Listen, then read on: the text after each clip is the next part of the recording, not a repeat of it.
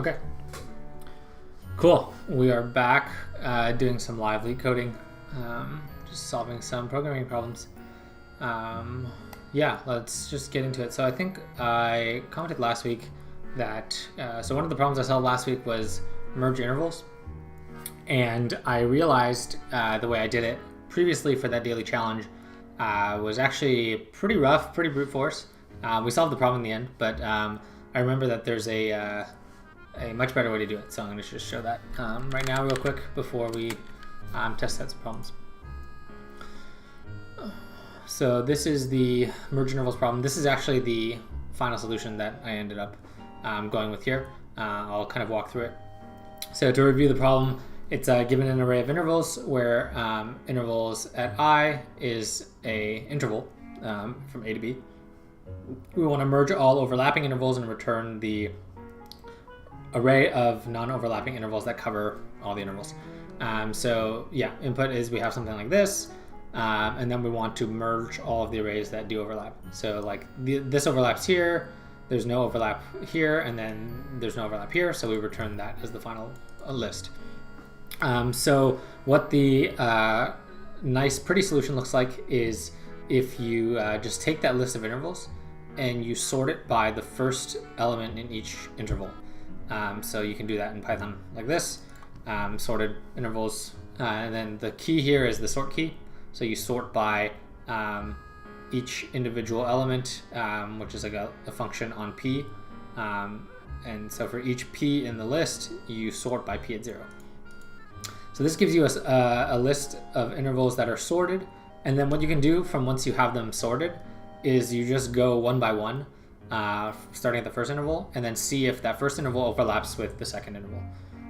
If there is an overlap, you can just combine them. And then if there's no overlap, you just move on, and then you look at like the next two intervals essentially, and then try to merge them or move on. So that's what this does. So we start with the first interval here, and then we go through the rest of the intervals. We take a look at this interval here and try to merge it with the latest. So if there's an overlap, you just merge them together and update the last element in the result array as like this merged interval here, which is like the latest, the start of the latest, and then the maximum of the ends of your latest interval and the current interval you're looking at. And then otherwise you just add the interval to the array. And then this will do all the merging. This will handle any non-overlapping intervals. So then you return, and that's it. So if we look at the submissions here, this is the most recent submission from this solution that I submitted basically right after the stream when I remembered how to do this. So the runtime is actually super fast, 60 milliseconds, memory about the same. So yeah, that's the answer to this problem. So yeah, now let's go back to solving some actual problems on here. Yeah, let's just go with any old random easy question. Let's go with valid phone numbers. All right, and then we'll actually remember to start the timer here, which should be showing up on screen. Beautiful. Okay, cool. Let's go through from reading the problem to submitting an answer. We'll see how long this takes. So valid phone numbers, given a text file, file.txt that contains a list of phone numbers, one per line. Write a one-liner bash script to print all valid phone numbers. You may assume that a valid phone number must appear in one of the following formats, that thing or that thing. You may also assume each line in the text file must not contain leading or trailing white spaces. Okay, that's cool. Now, assume that the file looks like that. We should print out those two. Okay. So this is weird that you need to write this in bash. I don't actually do much bash coding myself. Most of my scripts I run for like work and stuff or Python, but we can try to do this with bash. So the main thing I want to know in bash is how to do a regex match, regular expression match on these formats here. Because I think what you can do in bash, right, is you can just do like for item in the file. So okay, I'm gonna look this up. For loop bash file. because, you know, we don't know everything that's going on in the world. Here we go. Let's take a look. You know, I don't remember bash stuff in my brain, so yeah, pretty clear for item and thing. You can do command and then be done. This can be put into one line on a bash in a bash file with like semicolons. So that's what we're gonna do. That's what I thought it was. So you do like for line in. Are we supposed to read the file from standard input, or are we just doing file.txt? For line in file.txt, you can just like echo line, right? And then you're done. Let's see if this runs. I don't know if that will actually run. Oops, I submitted. That's not what I wanted to do. Output file. Okay, I actually did that. For line and lines, echo lines. Where's the one that takes the input from a file? I don't want to like cat a file name. There's a way to do this. Yeah, this is like pretty annoying because I just don't usually deal with this kind of stuff.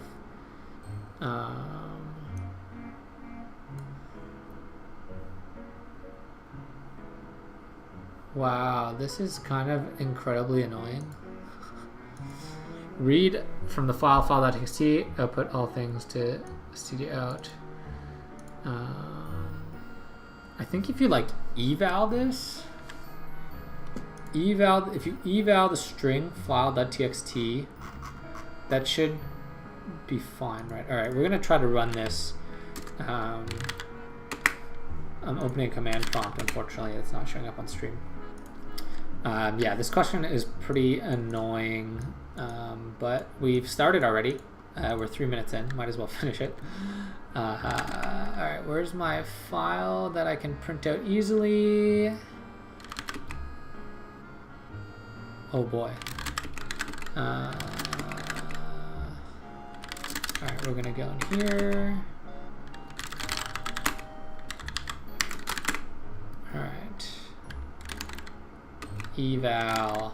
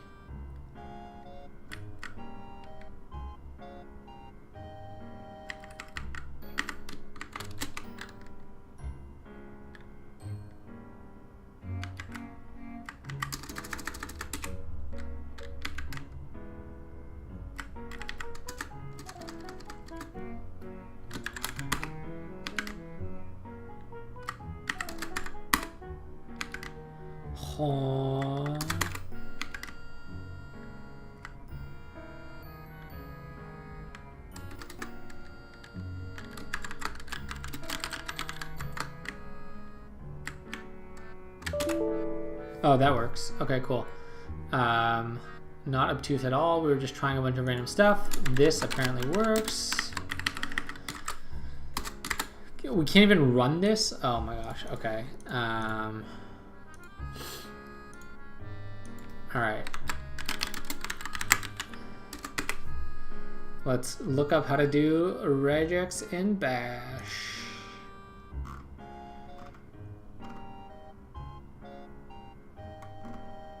Oh, it's equals tilde. Interesting. Okay. Do if like line equal tilde regex, right? Then echo. Then echo line phi. Do I have to phi here? Yup. Annoying. And then my regex is gonna be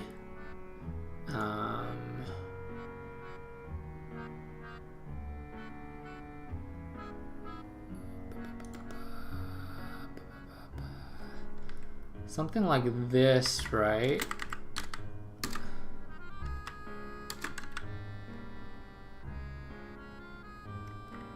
And then I just put in the regex of this thing. Oh boy. I don't want to do this. Alright, we're going to do this the janky way. I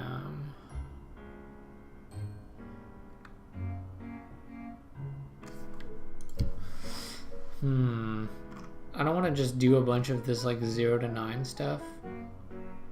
But,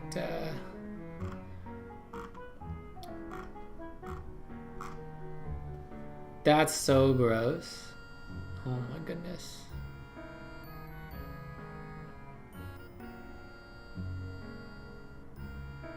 I don't want to do that, man. I don't want to do that.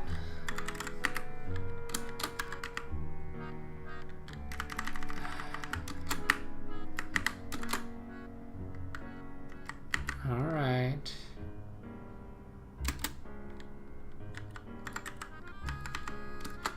I don't even know if this will work.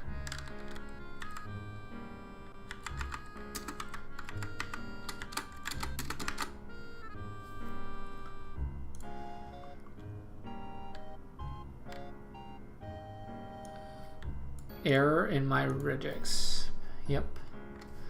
There's definitely an error in my regex. I gotta escape a bunch of stuff. I don't think I have to escape the space. I think I have to escape this. Alright, we're gonna copy this into our command shell that you cannot see.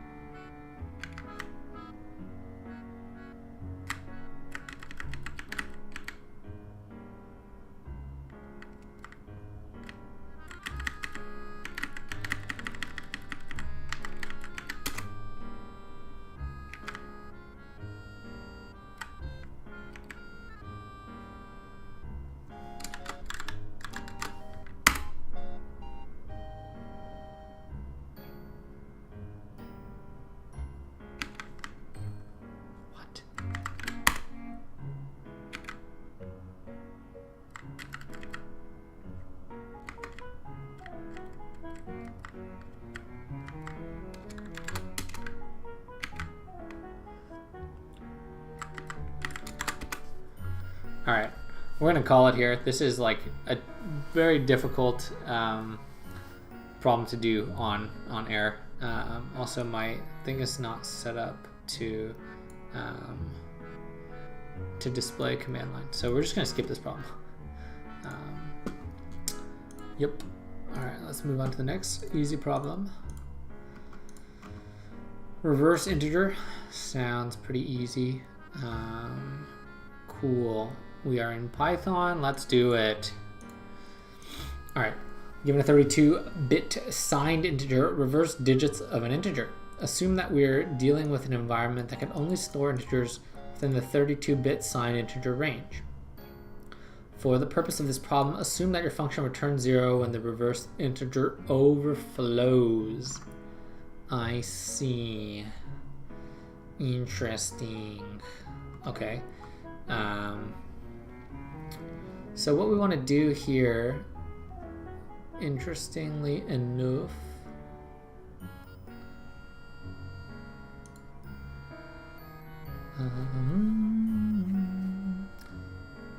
right, so the negative, I think, stays there.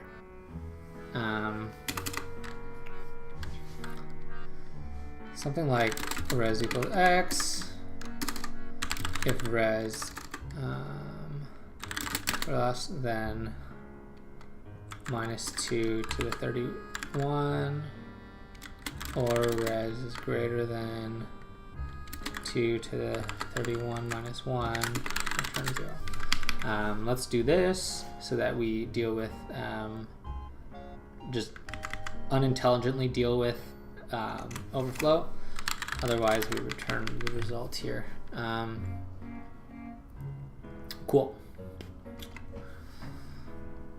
Let us do some intelligent things, hopefully.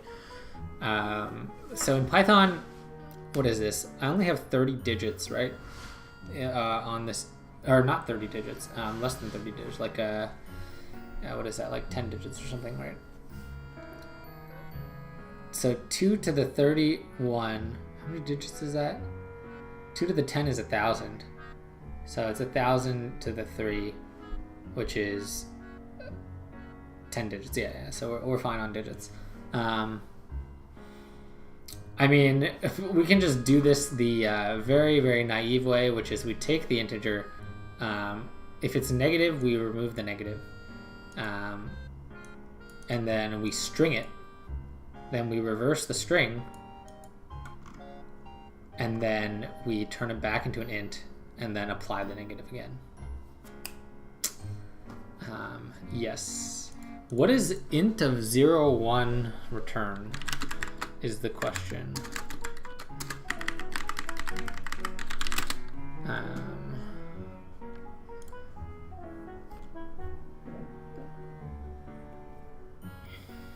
Oh, indeed, it returns 1. Yeah, so we can just do like a Python cheat here. I don't mind it. Okay, cool. So if x is less than 0,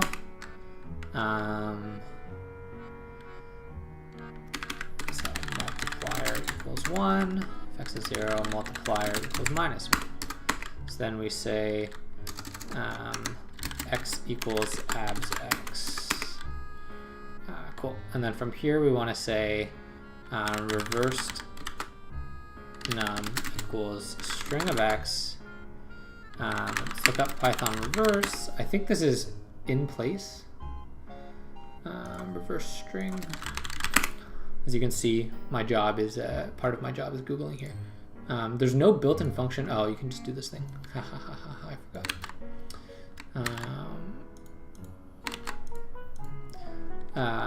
Yes. Cool. So this thing, for people who don't know, Python has like subarray access through this like index syntax here. So this thing is just like iterate from the beginning of the array to the end of the array, but in reverse order. That's what this is doing. So this effectively reverses a string. Bit of a Python trick.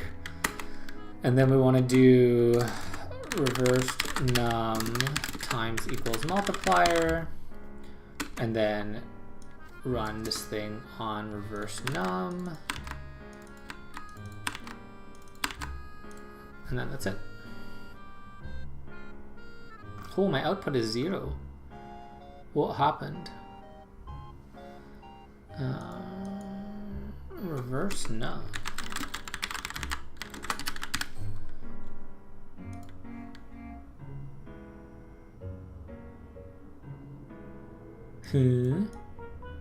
Oh, I think this is, yeah, I think this got busted. I think you need to do this.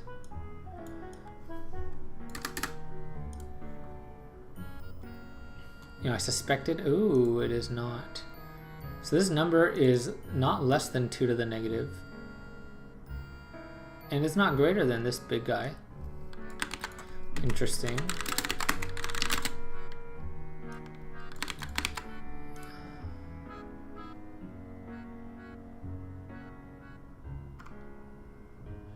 Reverse num is less than this number.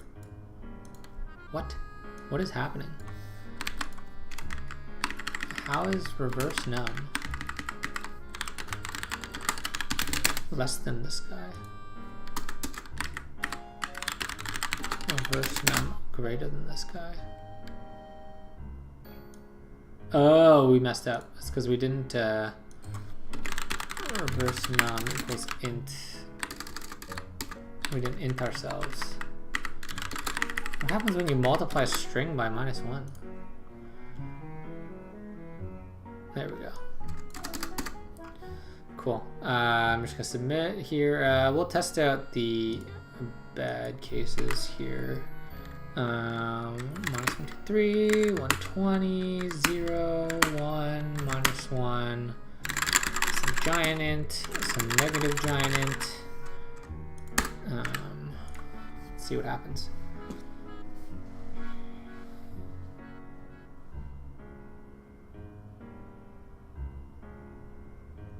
Oh.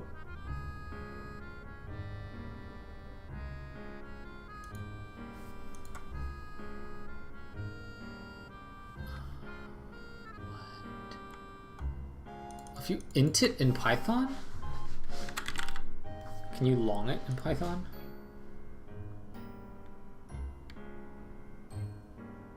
What?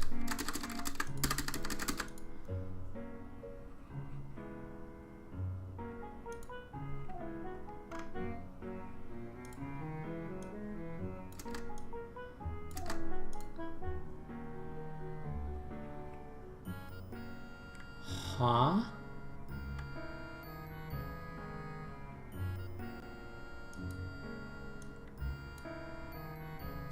Okay.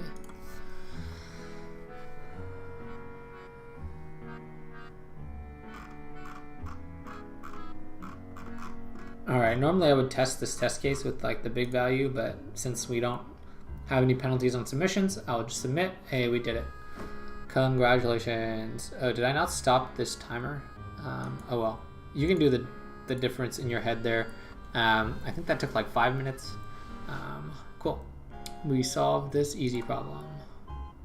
Let's solve another problem, and then we can do the daily challenge. All right, buddy strings. Whew, that's a lot of inputs. Okay, given two strings A and B of lowercase letters, return true if you can swap two letters in A so the result is equal to B, otherwise return false. Swapping letters is defined as taking two indices, I and J, 0 index, which are I not equal J, excuse me, and swapping them, the characters in A, I, A, J, and then we produce B. Interesting. So let me see how we might want to go about doing this. We can do a bunch of naive checks to start off, right? So things like if the strings are equal, we're done. If the strings don't have the same length, then we return false. Let's just do that since I don't want to think about this. Return true. If length of A is not equal to length of B, return false. So now we want to go through here and see if anything is weird. So what I suspect we can do here is just go through the strings at the same time. And then, so we're only allowed to make one swap, right? This is similar to, I forget which other problem we did. Let me look it up actually. What problem is this similar to? This is similar to the non-decreasing array one, where we can only make one swap. So what we want to do is go through the array, assuming that go through the strings, assuming that we can make the one swap and it should work, right? And so what we would do is we would like go through kind of at the same time the first letter and double check it. Is it the same? If it's the same, we move forward. We go through the second letter. Is it the same? If it's the same, we move forward until we get to a point where the letters are not the same, right? And so you see here that the letters are not the same. So then we know that in A, we need to try and switch this B with a C at some point down the line. And so we keep track of that, like we had a B and we need a C, right? And then we come here and we see, hey, we needed a C And if we swap it with a B, that would match the corresponding index in string B. And then we would have to double check that the rest of the array is equal. And if it is, then that's our swap. If it isn't the same, then that implies that there's another swap that needs to be made, or there's just like a incorrigible difference. Is that the right word of incorrigible? I don't know. There's a unresolvable difference in the strings. So it'll be pretty clear by example if we go through here. So range length of A. So we want to keep track of our what is it? It's like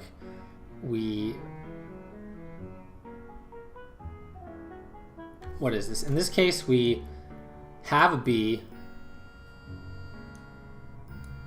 and we want to switch it with a C. So let's say we do make the switch here, because I think we need to do this, right? If it's like, for example, if our strings are like this, and we have like BAB CCA, and then we have like BAC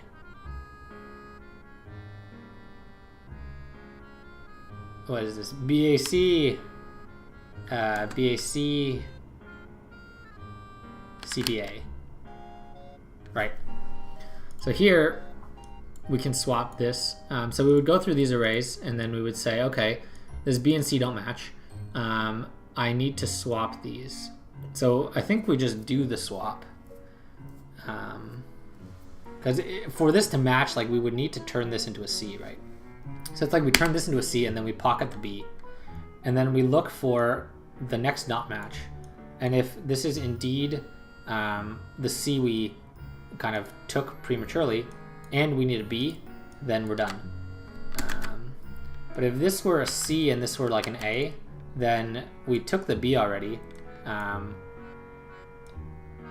but it doesn't match the A. So this would never work if the original string was like this, right? Yeah, so that's what we're gonna do. So we're gonna call something like next target, it's none. It's like the thing we pocketed that we're looking for next.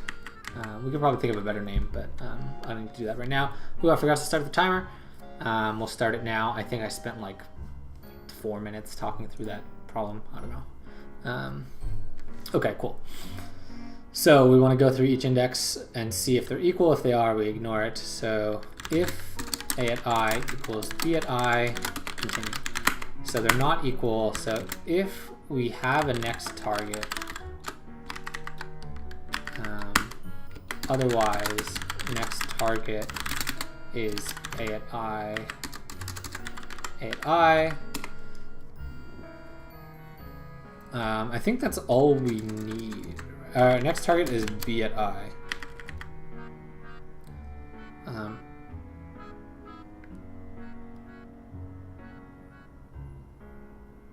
Right, so here we need to know that we took a B. Oh, but we don't know what... Oh yeah, we should replace it with this thing. So we need to know what we replaced it with. Right. Shoot, what do I call this? Used as replacement. It's none. Letter used as replacement. Letter we need is none. So something like this, right? So if any of these are not none, so the letter we're going to use as replacement is B at I, and then the letter we need now is A at I.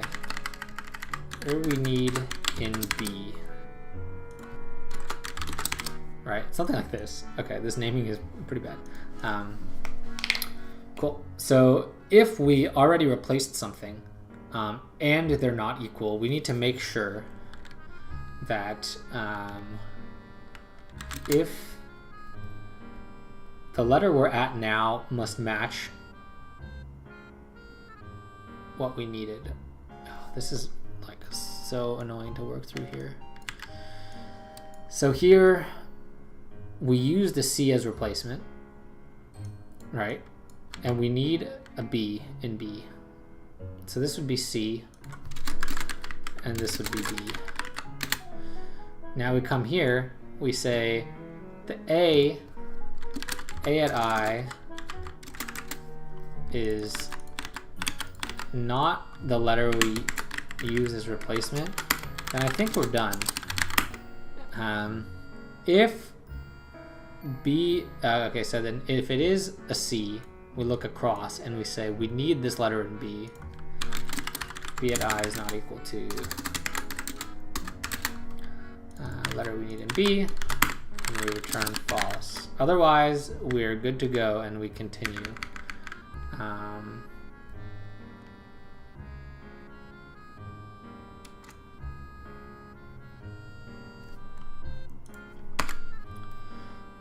Swap done is swap done. It's false. Here we want to say is swap done is true. So if we haven't swapped yet, and we want to go in here, then if we haven't swapped yet and we're looking to swap, then we try to swap. If we have swapped, then we are done. If we haven't swapped at all, then we find the replacement and kind of go forward. This should return, but if not, then we return true at the end. We did it. All right, let's copy all of these. A. Fetch this giant boy. This giant boy. Empty string. A. Our example here.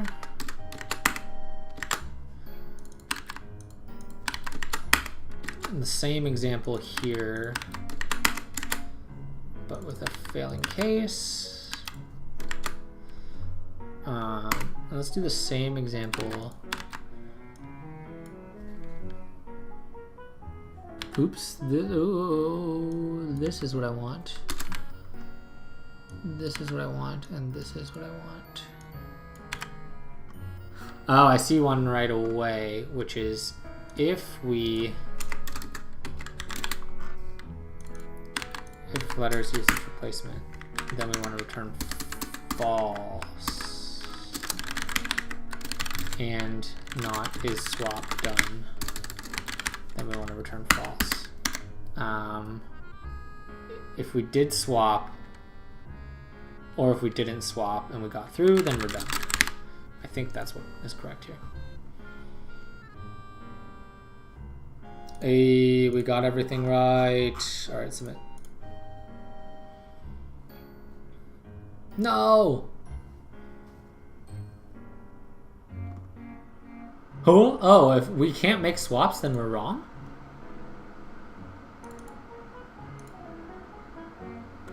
Oh, you must make swap. Oh, I see. Wait, so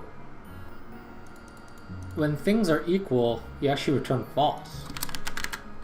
What? How did this...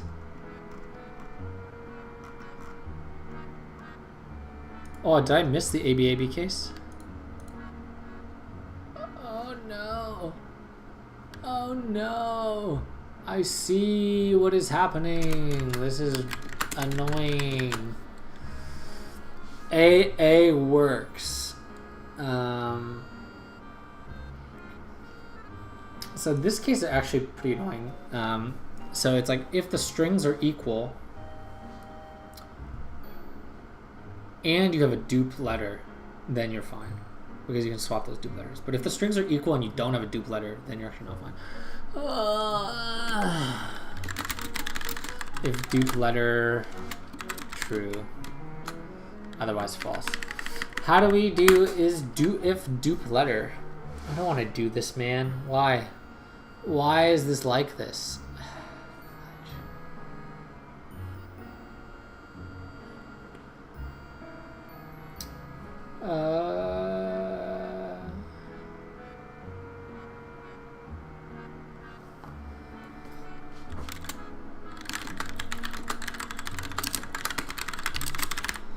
Okay.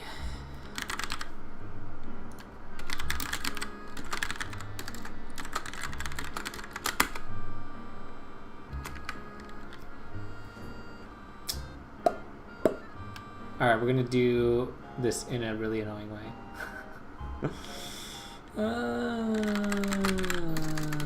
Letter counts is empty dict for in range like s. If I set I not in letter counts, set I not set I set I equals 1 else. We could have imported default dict, but we're just not gonna. Oops. We're just not gonna even try it, man. Huh? Oh, whoops. It has dupe letter did not return. Return false. Return true. Oh, we actually don't even need to do the count there. To do exactly one letter to given. Oops, I need to do set. Wrong answer.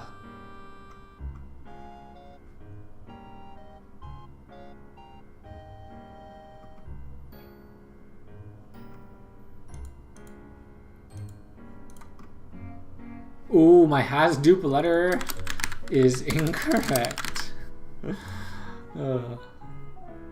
It has a dupe letter, otherwise it doesn't have a dupe letter. Hey, wow, we so fast. Look at this. Cool. Yes, that is a problem solved.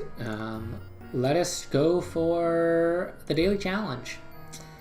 As you can see, I've done no daily challenges since merge intervals, but that's okay.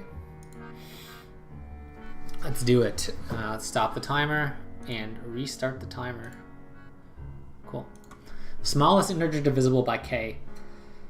Given a positive integer k, you need to find the length of the smallest positive integer n such that n is divisible by k and n only contains the digit 1. Return the length of n.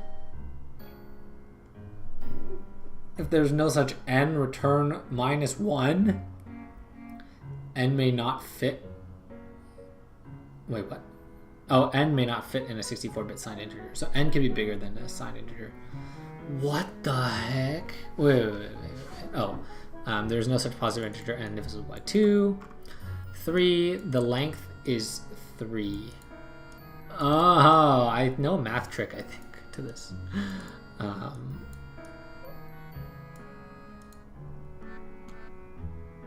Let's see what we can do.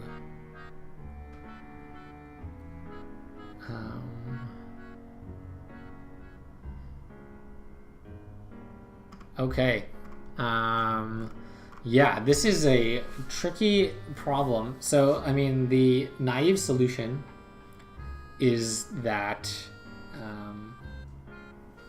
so if k is even, then you just return false because no even number, no 11111 number is going to be divisible by an even number. So it's only the odds. I don't actually know if there's like a proof here that like there will always be an odd number, or like there's always be a number only composed of ones that is divisible by any odd number. I don't know if that's true or not. We can see if that's true, but yeah, I don't want to just keep looking at multiples of k and then seeing if the number like divides it. There's a couple of things I can think of here on how to solve this problem. Mainly, they're kind of like mathy. It's like looking at the modulus as we increase the number of ones. I don't know if that tells us anything.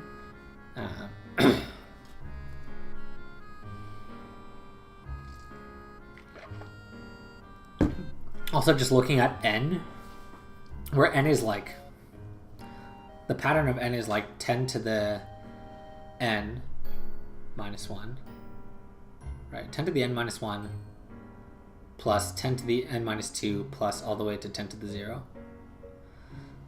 So that is the equation for n.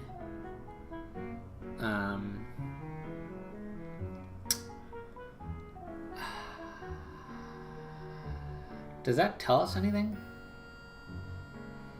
Not particularly. That's kind of annoying to work with.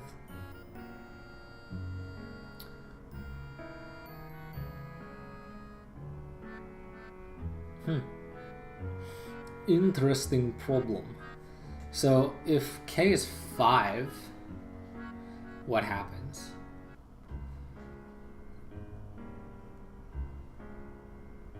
Oh, 5 doesn't work because your number will never end in 5. Oh, I see it. It's in my brain. So what you want to do is just form the last digit digit by digit. Does that even work? I think so. It could work. So for example, right, if like k equals 3,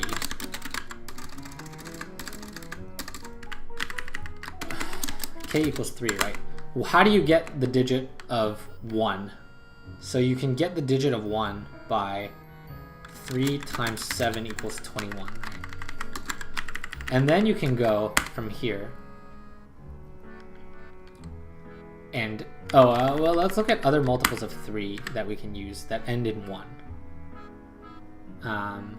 So based on just like mods, right? There should be a finite number of these, I think. Is that true? No, that's not true. Let's think of this. What else ends in 1 here? So yeah, by the mod rule, 7 times 3, right? So the next number that ends in 1 is going to be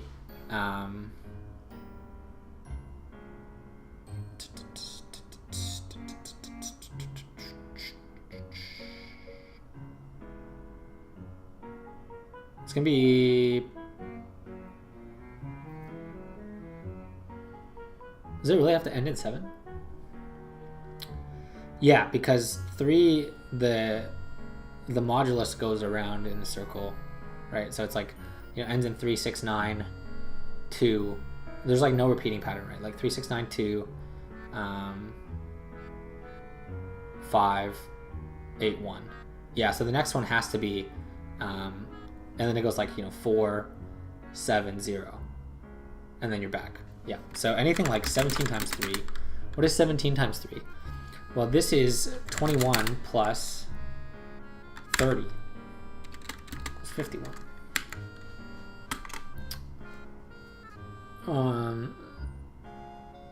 So your base unit is going to be 21 here, right?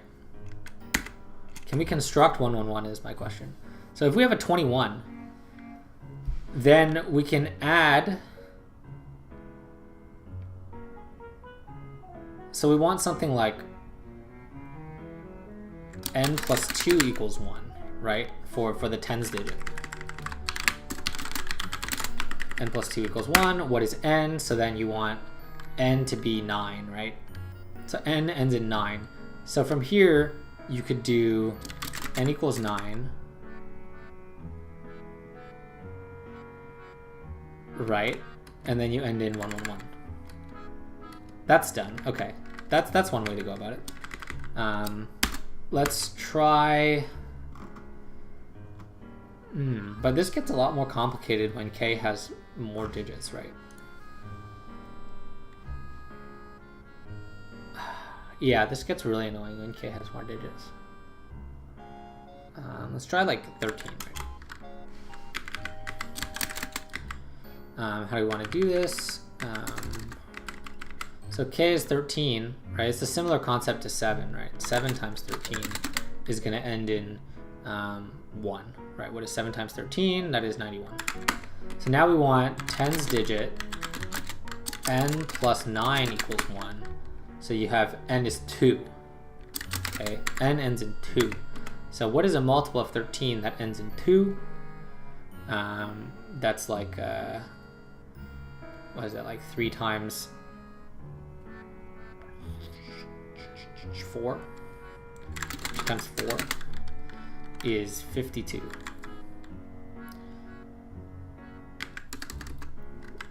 So now you have a 52. So now your n equals, I shouldn't have called this n. This should be like m.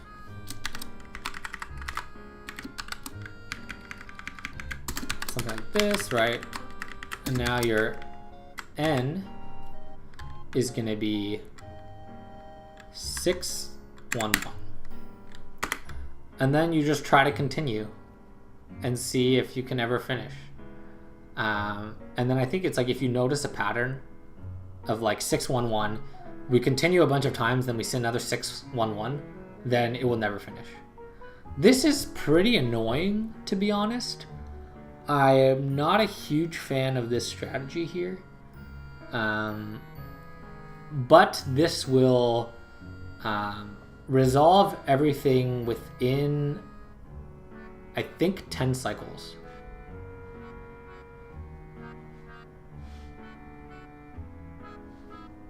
Right, because you need to get this repeating, and this at worst repeats in 10 cycles. But let's see if we can solve 13 right. So now we need hundreds digit, m plus 6 equals 1, so then m ends in 5. So then what is a 13? So 13 times 5 is the smallest one, so that's 65. Did we find it? Hold on. No, then this becomes 7111, right? That you have to do this, right? There's no other 5 value that gets us to the point we want to get to, and then you're like at 7, so now you need something ending in 4, which is is that like 8? 13 times 8 is 94, and then this gives you 104, 10111. Then this one you have to add 91 again, and then if you add 91, this gives you 1011111, right? Because this becomes 1, this becomes 9, which becomes 10. And now you're screwed. You can't get out of this. So then 13 is false. Okay, I think we can do it this way. It's just pretty painful to code up, but we can do it. We can do it. Okay.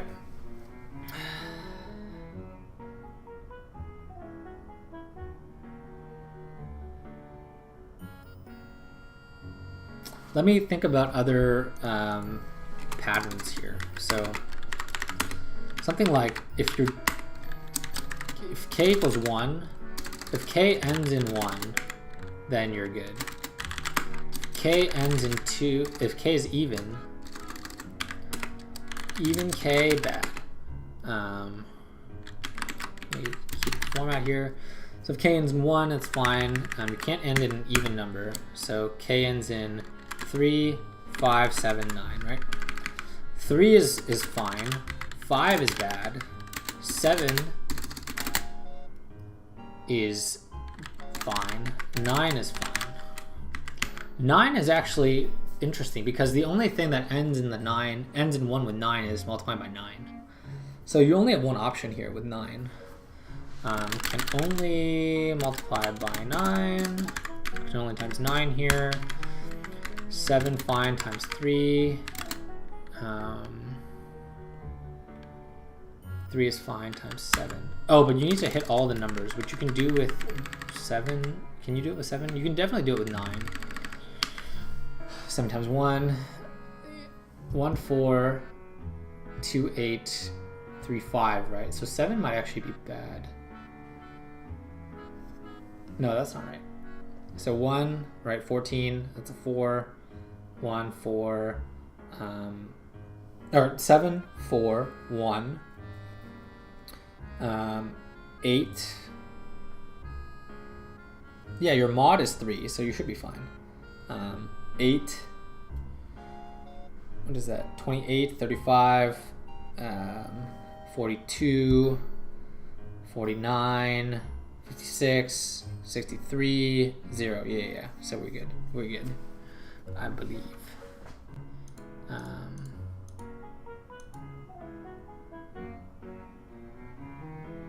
Wait, are you good?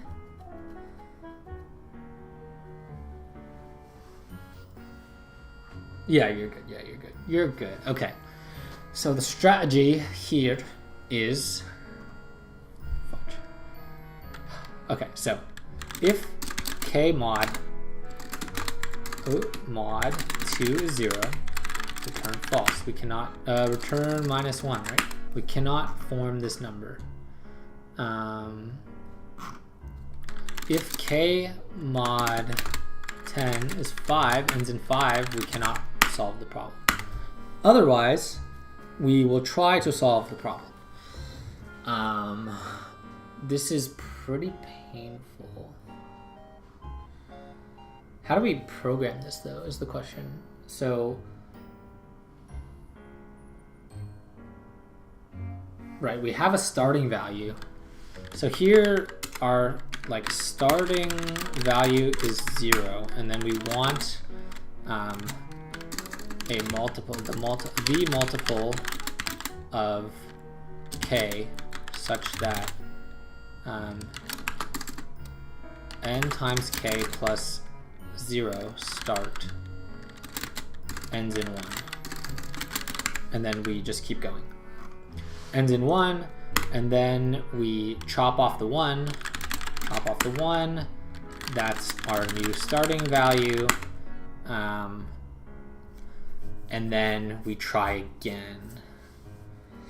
Ooh, this could have a lot of cycles if k is huge, right? If k is in the thousands, then we need to keep track of 1,000 numbers. But that is only 10,000 iterations in the worst case, right?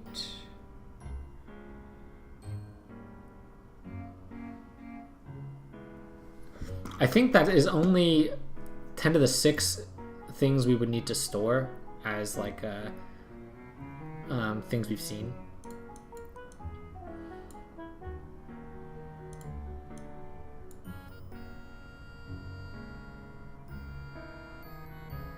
I think. Which is pretty small. 10 to the 6 is totally something you'd store. Cool. Chop off 1, this is our new starting value. Record starting value. And then if we've seen starting value before, then we're in a loop. Otherwise, exit. Otherwise, record starting value. Okay, so I think this is actually very doable. All right, we're gonna call it leftovers because that's cute.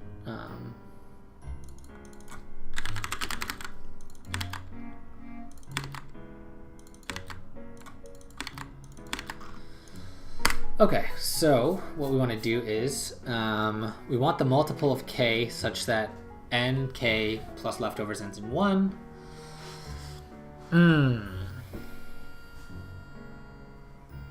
I don't want to do a for loop here, though.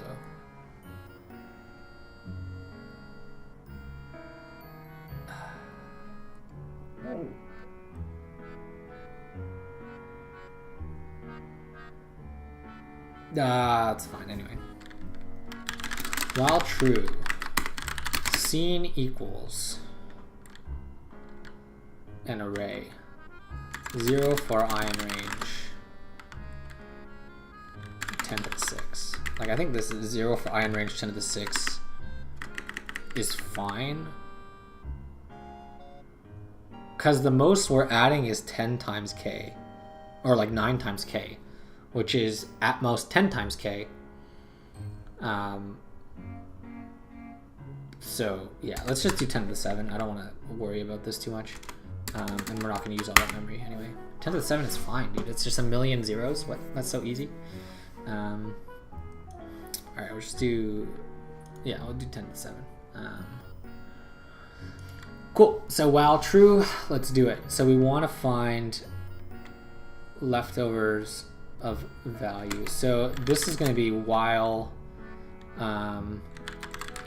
leftovers mod 10 is not equal to 1, leftovers plus equals k. So then now we're done and we want to chop it off. Oh, scene at 0 is 1.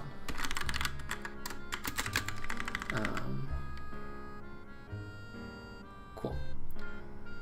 Now we want to say leftovers k plus equals k. So now we formed the 1. And now we want to say leftovers divides equals 10 to chop off the 1. And then this is the new leftovers value. If seen at leftovers is 1. It's true. Let's just make this bools. If seen at leftovers, then we're done. We can't do this. Otherwise, we continue. Seen at leftovers equals true. Actually, we should check if we're done here. So if, how do you check if leftovers is all 1s, then we're done?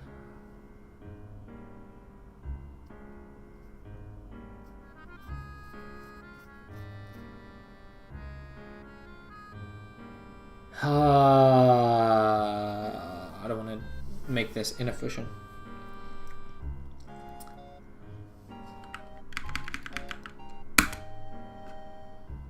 This is what I want to do actually.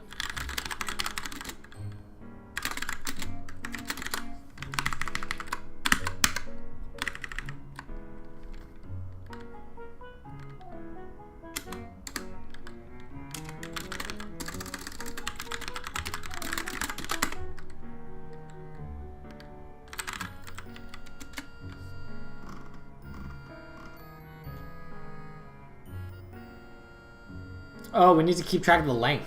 Fudge. Return length.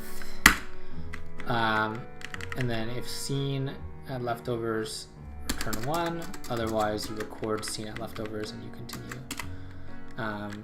This is going to loop on forever. But we're checking the loop ourselves, so I think we should be okay. Now we need to check length. Oh my goodness. My goodness.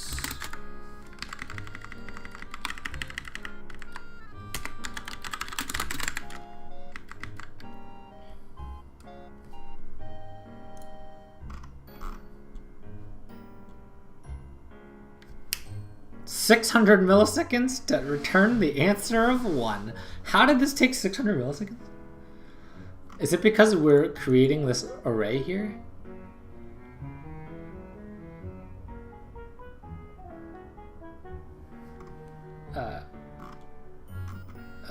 Okay. If k equals 1, return 1.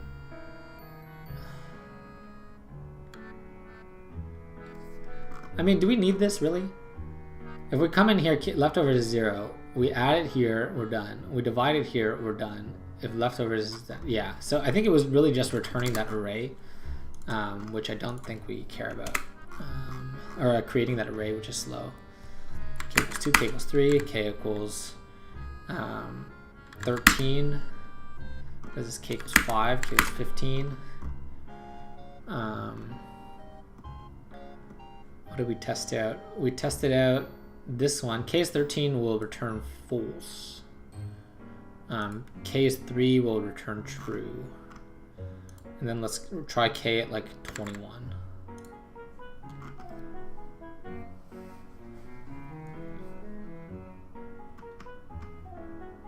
Oh, baby. We got him. Those answers look correct. Let's not time out, please. Please, let's not time out. Because I don't know. I don't want to think about optimizing this.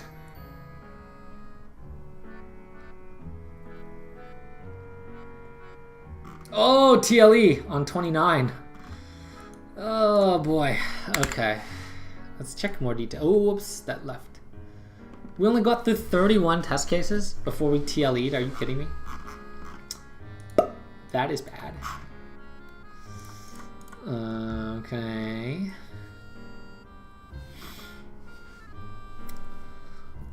$29. Is the answer actually... No, it's not actually true.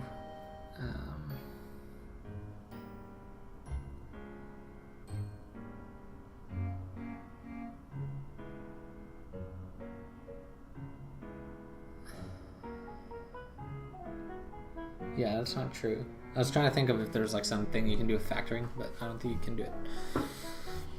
Okay. We time limit exceeded. How do we not time limit exceed? I mean, this is pretty slow. This is pretty slow. This is like not really consequential. But I think this loop is generally like not great.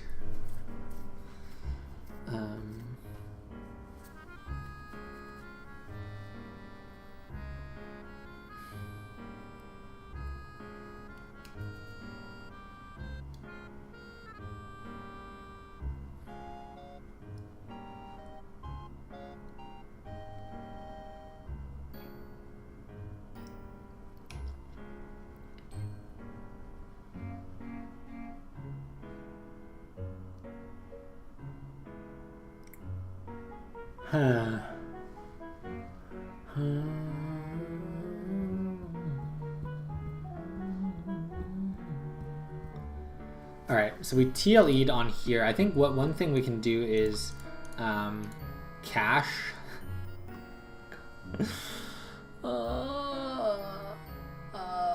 Cache this. Are we really caching this right now? I mean, we'll try. Might as well. So we want something like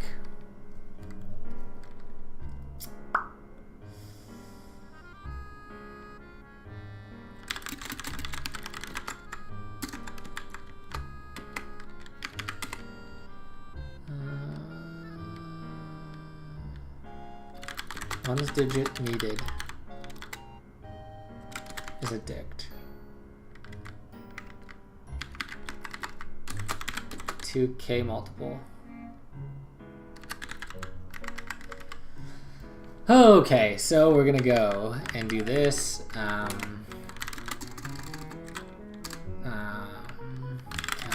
0. Counter plus equals k. And we're gonna say ones digit needed to k mult at something equals counter. And then this thing is going to be what number plus counter ends in 1.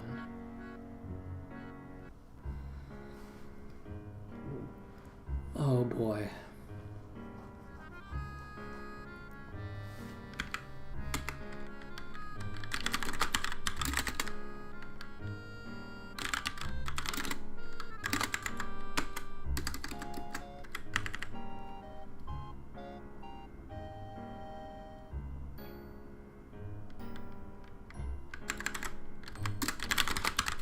Is this correct?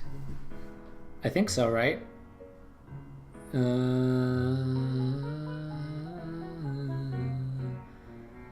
So if one's digit is 0, then we need a 1.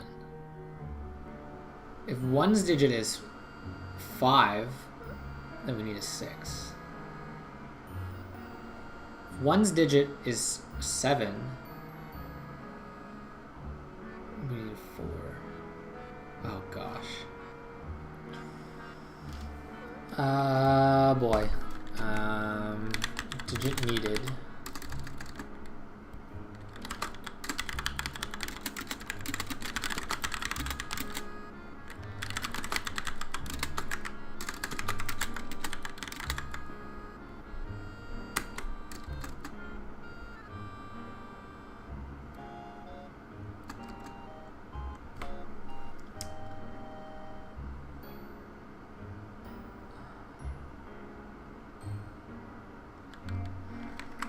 Oh, geez. Okay. Oh my goodness. Is this really what we're doing right now? Okay, so if k is 3, then if we need an 8,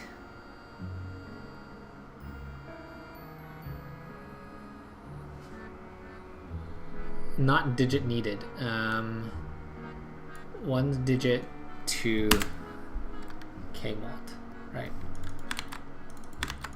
I don't even know if this is going to be faster, but we'll try it out. All right, one's digit to k mult, counter 0 for I in range 9, so counter's 3 right now. Let's say k is 3, right? Counter's 3. The one's digit is 3. The digit we need,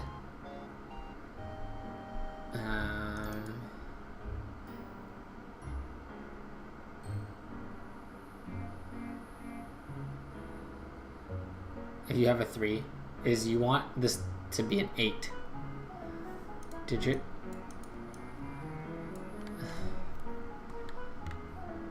Digit we have equals thing, right? So this is 11 minus 3. 11 minus 0 is 11. Right, so then it's like k mult at 8 is this value. So if we have an 8, then we need this multiple of counter. Yes. So I'm going to do leftovers plus.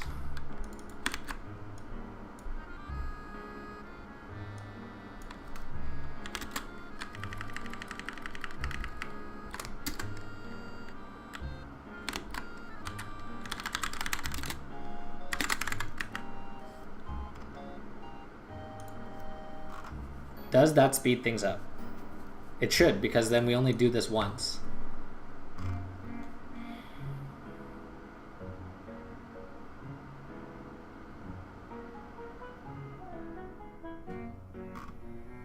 Hey, we got more cases, right?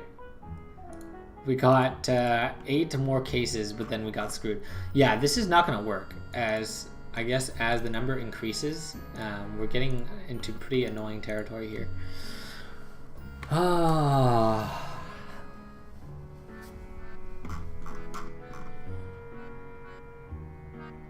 But I feel like you can't do a math trick here to solve the problem, because they don't expect you to do the math trick. All right, we're gonna look at the hint.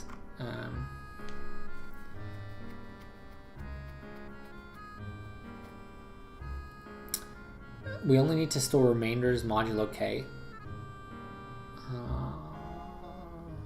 Yeah, I'm only storing the remainders modulo k, right?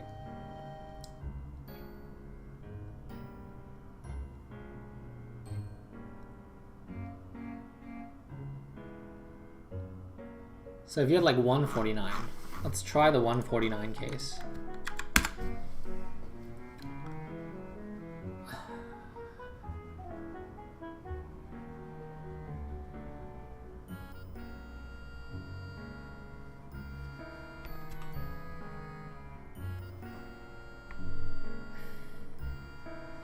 So you can't just look at the last digit, because you could run into this case, right? Fudge. Where's my thing here?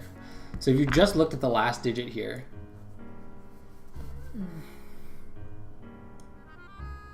this is 0.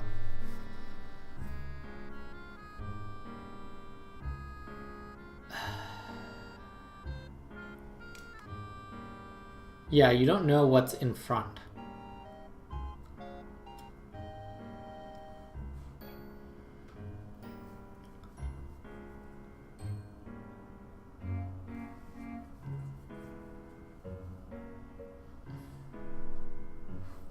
Can we even run 149 here?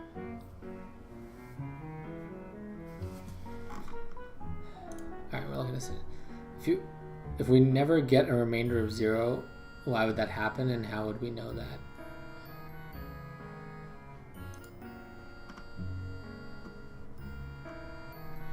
We only need to store remainders modulo k.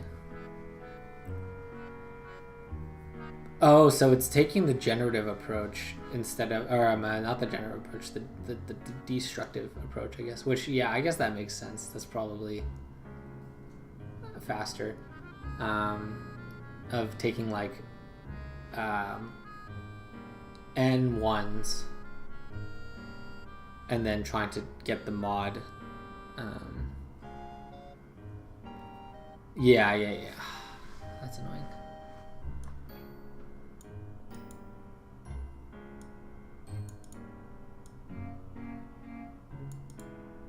Yeah, and then you have if you have a cycle, then you're dead. You need a non-cycle. Oh, darn it. I thought this would work, but it was clearly not that good. Alright, so the plan is we're just going to generate n.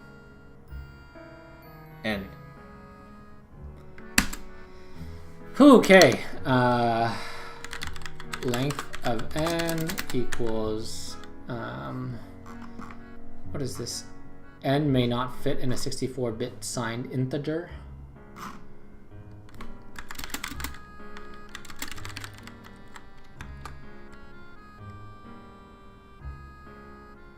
How big is a 64-bit signed integer? 64 bits, that's like 2 to the 6.5, or 10 to the 6.5, 10 to the 6.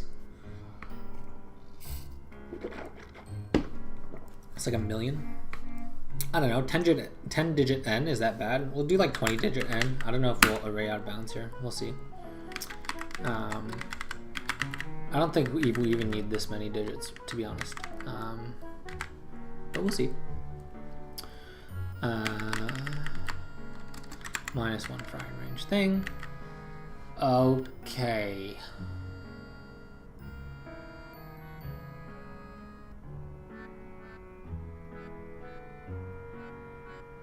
Yeah, so it's really this hint is the key one. So if you took 111, if you took this number, if you took 11, let's say 11 divided by 3. 11 divided by 3, 11 mod 3 is minus 1, right? So it's 2. You have 1 mod 3 is 1, obviously. All right, 3 is a bad example. We'll do 1 mod 29, right? 11 mod 29. We have 111 mod 29. So 111 mod 29 is 11 times 10 plus 1 mod 29. So this value here is going to be, what is this? 11 mod 10, 11 times 10 plus 1 mod 29.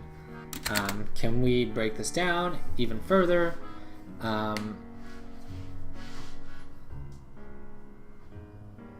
Not really, right? Because 11 mod 29 is 11. So I think we just have to do the math here. What is that? Like 111 times 29 times 3? 29 times 4? 29 times 5, I think, is the one. It's 145, right? 29 times 4 is 116. 29 times 3, I guess. So 29 times 3 is 87. So then 111 mod 29 is 111 minus 87, which is 424. Is that right? Let's do it in a CMD. Oops.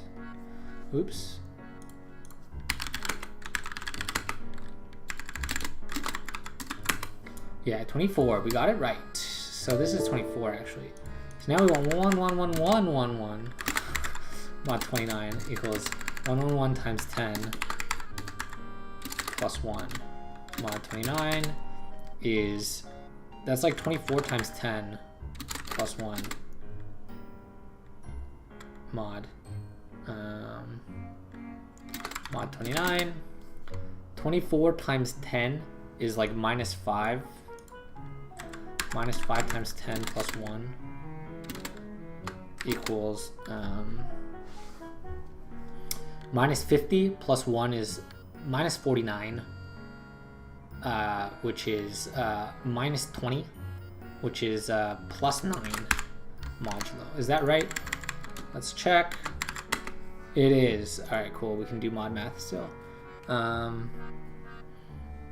Yeah, and then you cycle through, and then if you get a cycle in here, then you're dead. I really think that is it. But if you cycle through everything, then you end up with 0, which is a win. So you actually don't need length of n. You just need modulos equals false for I in range. Okay. K plus 1. And then you go counter equals length equals 0 equals 1.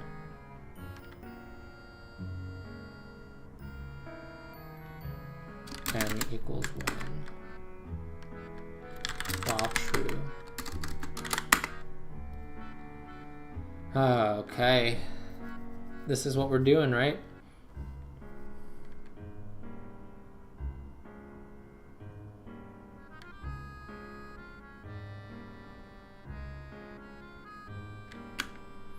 Oh, you do need to keep track of what this previous mod was, though. Do you, or can you just do it? Wait, what was that thing? You can just mod it, right?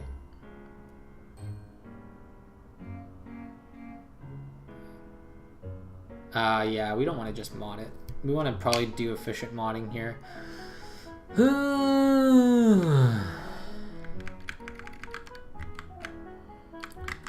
Alright, so we want a modulo scene, and then we also want a modulo per length.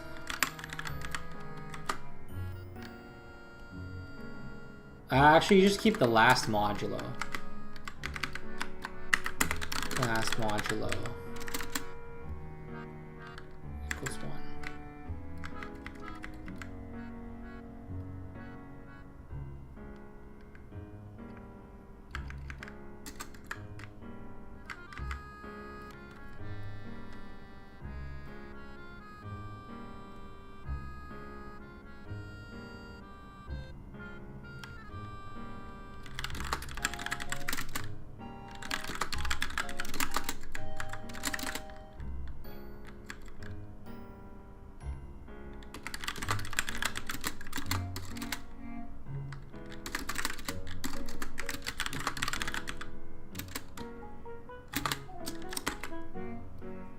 That's pretty fast.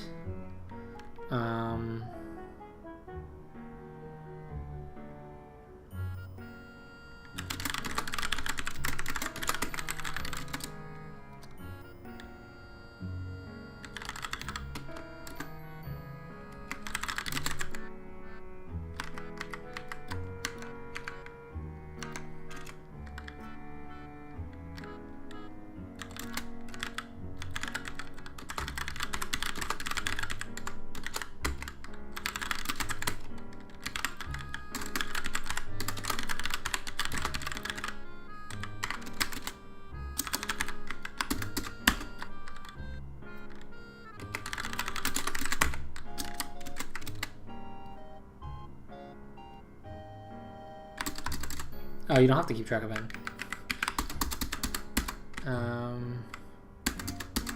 Yeah, this is all you need, I believe.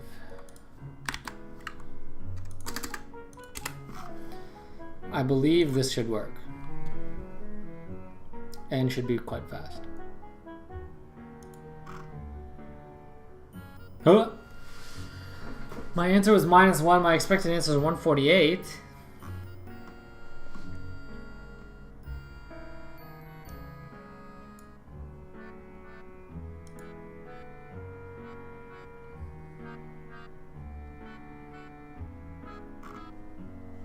What? Alright, 149 is a test case I need to pass. 29 is also a test case I need to pass. Oh, 28.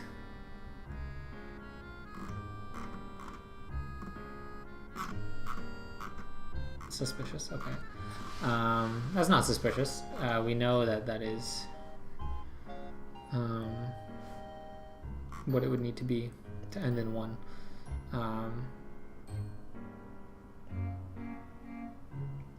Actually, we don't know what it would need to be, but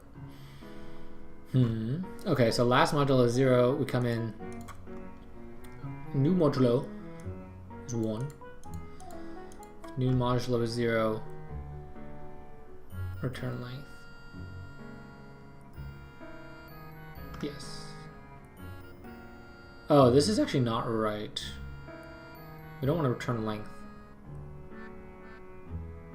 Oh, yeah, we do. Yeah, we do. Yeah, okay. Okay, if modulo's at C, modulo seen at new modulo, and return -1. Otherwise, modulo is seen as true.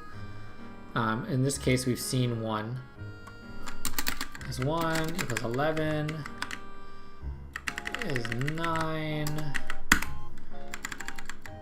1 mod 29.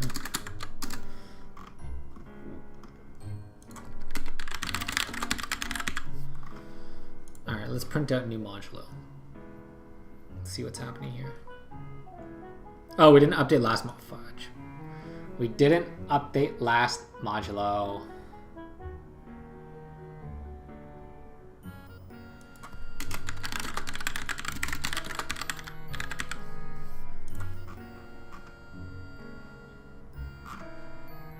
Hey, we got him.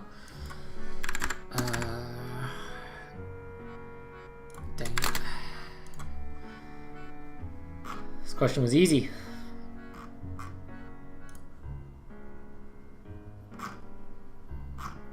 Dang it. Alright, well, we did it at least. We had some questionable taste in initial solution, which was just clearly not fast, but we solved it. Pretty clean solution. Yeah, just do this part quick, and then you only store all of the modulos you've seen, and then you're done. Sweet. What time is it? We've been streaming for 1:23. Yeah, we can do some more problems. Let's check the daily challenge results just to make sure we got our points. We did. We can't do any of the past problems, and I don't think we have like the time traveling thingy, right? So we'll just do more problems. What is this? Let me see what the solved number is. Smallest integer divisible by k is a medium. Yeah, let's do some mediums. I'm feeling medium. Oh, I don't want to do a2i. Get out of here. I don't want to do transpose. Alright, contains duplicate. Seems pretty classic. Given an array of integers, find out whether there are 2 distinct indices I and j in the array, such that the absolute difference between nums I and j is at most t, and the absolute difference between I and j is at most k. Oh, so it's like close by duplicates. So the absolute difference here being 0. So it's like, are there dupes 3 apart? At most 3 apart? Yes. Are there off by 2s at most 1 apart? Yes. What is the absolute difference? There are two indices such that, oh, just like the raw difference, I guess, like it doesn't matter what, yeah, the absolute value between, okay.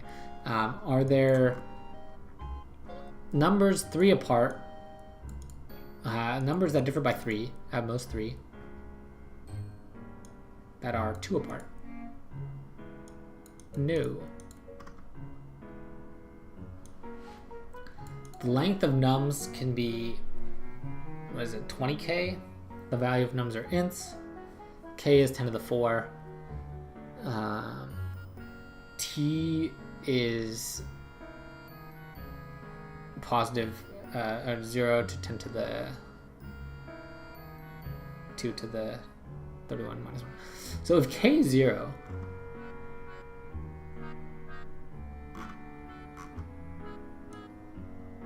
then it's always true, right?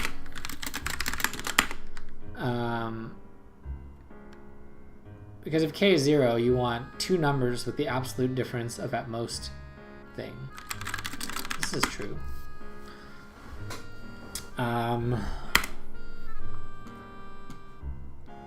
Right? Return false. Let me run this code. Oh, I need to type in all these test cases.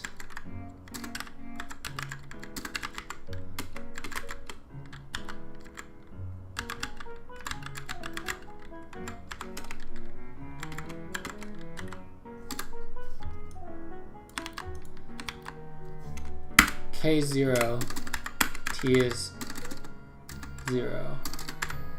The last one is correct, right? It's expected to be 0. What? How are there not two numbers that are the same index that differ by at most 0? They two numbers, I and j. The numbers differ by 0, which is at most 0. Huh?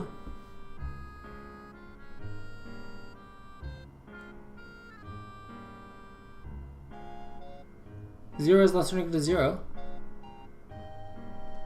Huh? How is this one not true?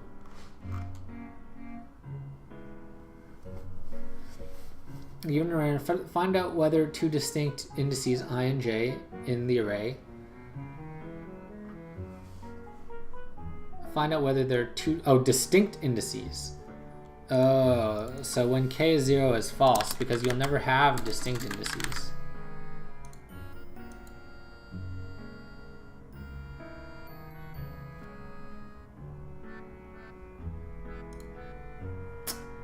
Got me.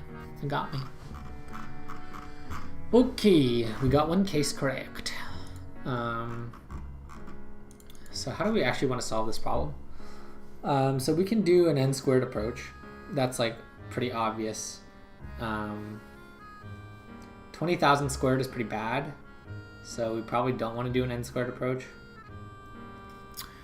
But if we were to do an n squared approach, you just like start at the 1 and then you look like k values ahead, and then you just check, is there any integer that is at most k from you. Yeah, that's n squared approach. I mean, we can just code it up for exercise.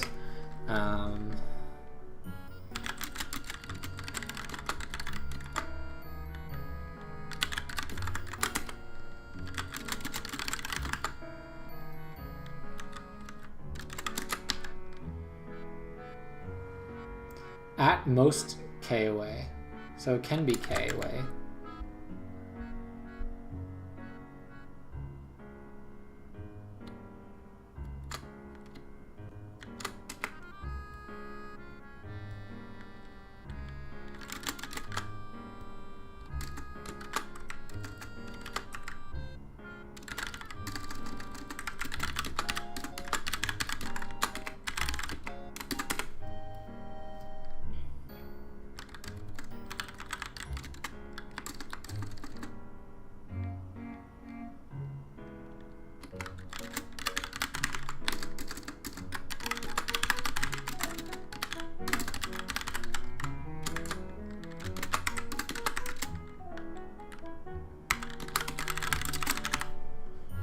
N squared, baby. Oh, my answer's wrong. True, true, true, false. True, true, false, false. True, true. This got true. How did this get true? The absolute difference between I and J. Oh, I plus 1.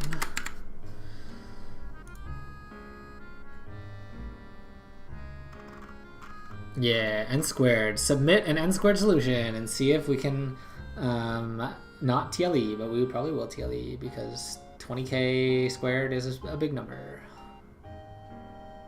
If it was like 2k squared, then we're fine. That's 4 mil, right? 20k squared, not gonna cut it.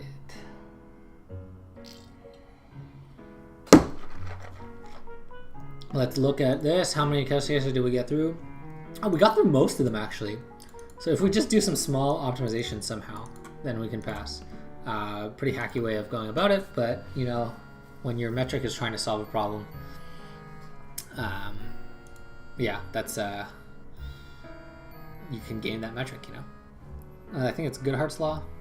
Look that up.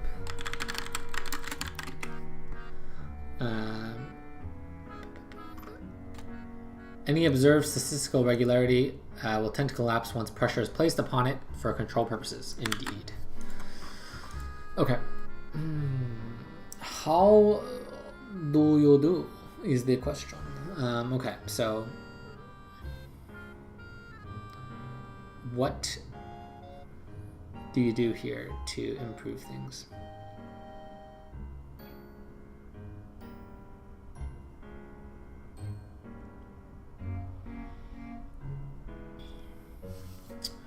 What can we do?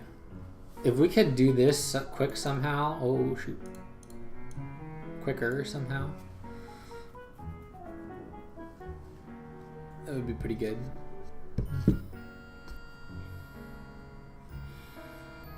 Why does this have 1,500 downvotes? What the heck? Okay. Let us think about this. So this is obviously the n squared. In this case, right, t is 3. The difference is 3. The k is 2. So at most 2 away.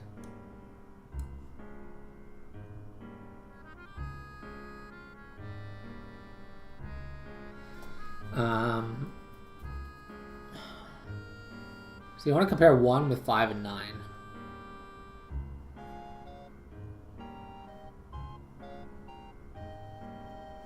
If the input were something like this though, like 159, 158, and the k was how far away you could be, and the difference was 1, then we'd actually solve it, right? We have the 9 and the 8. But how do we find this to be true?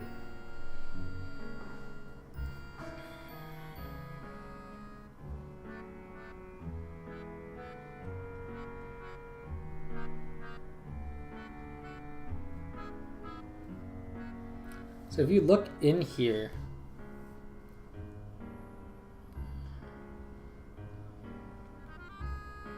let's say you calculated all the differences of this thing, and then you moved on to the next one.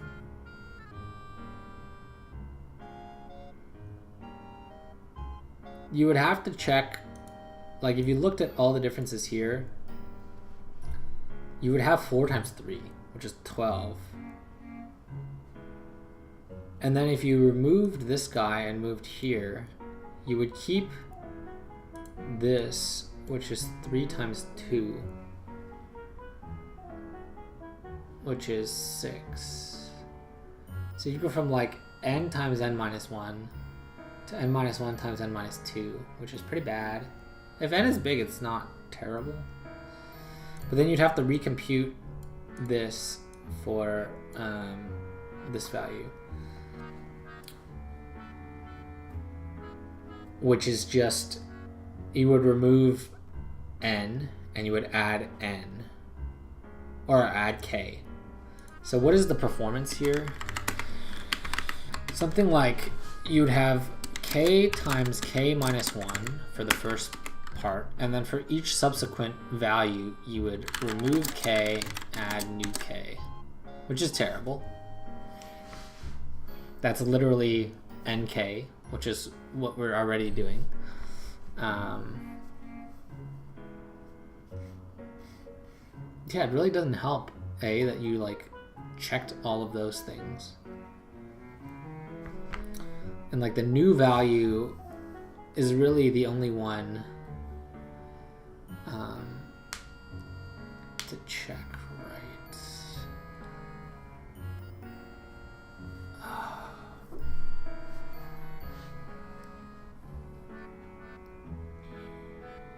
Let me think. So if you had these four,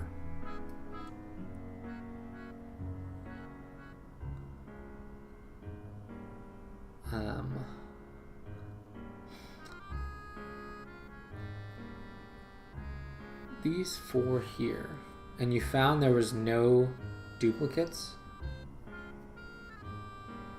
what does that let you do? I actually don't really know. If these four here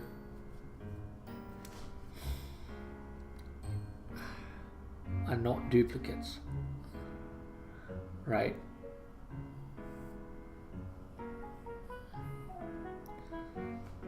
Yeah, this is kind of like a weird algorithm. You kind of have to do like a weird scan of things. Maybe you can look at, maybe you can utilize T and say like, okay, for a given nums at I,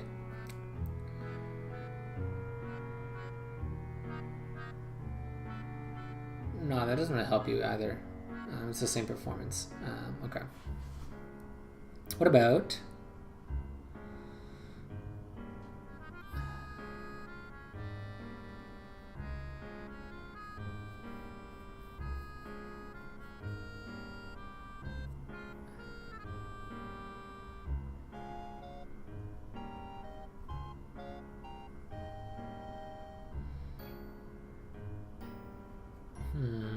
yeah, I don't like this.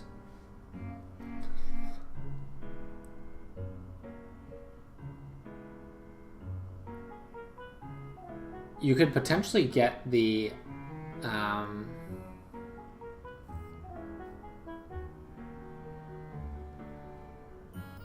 does like getting the minimums work? Nah, because then you would have 9, 8, which is nowhere close to any of these guys.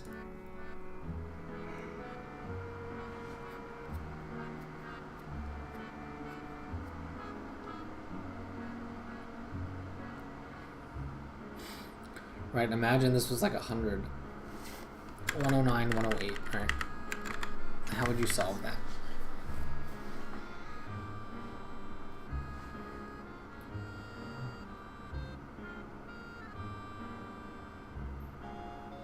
I mean, you would take this chunk and then scan it, right?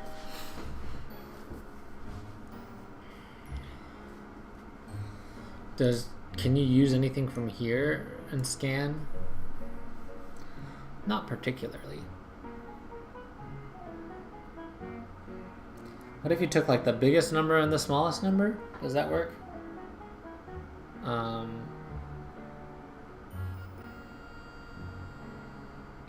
Let me think about that.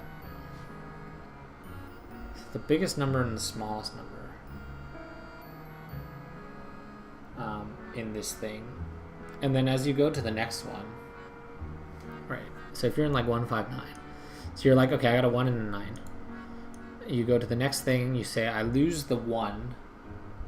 Oh, but you don't know what the next smallest number is.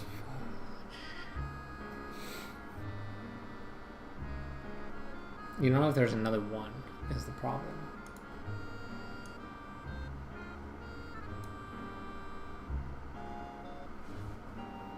Does this even work?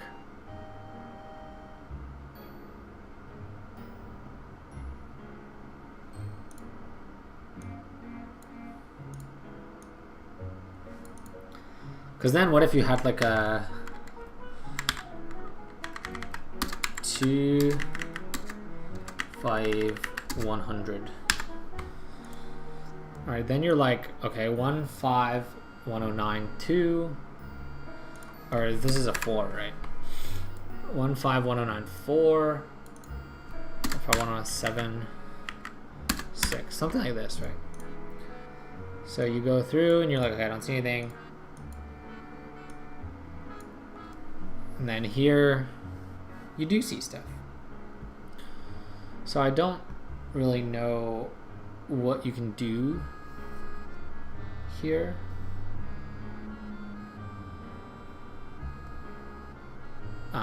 Like you could k insert, log n insert, and then compare the left and the right for if you changed anything. That's so annoying. I don't want to do that, but I think that's the solution.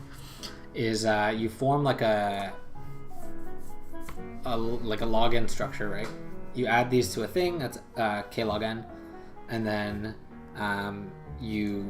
when you go through, you kick this guy out, and then you come back in here. You have a 5, 7, 109. You log insert the 6, and then you see who the left and right, the new left and right nodes are of that guy. You recalculate that difference because that's the only thing that's changing, right?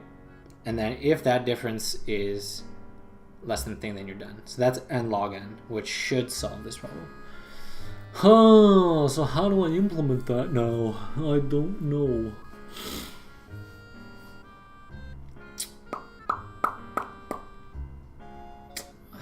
What is available to us?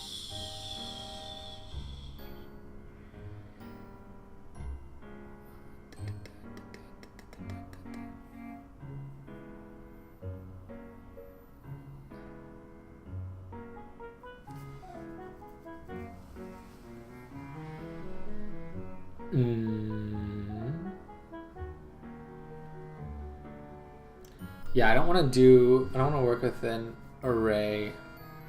I don't want to work with a linked list. I don't want to do like a heap or anything.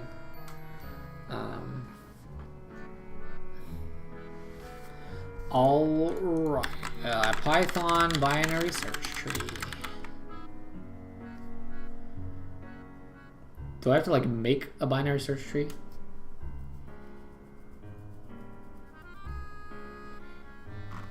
I don't want to make a binary search tree. How do I like... No. No, I don't want to do this. Okay, so I need log k insertion and log k lookups on left and right. Yeah, that's a good binary search tree.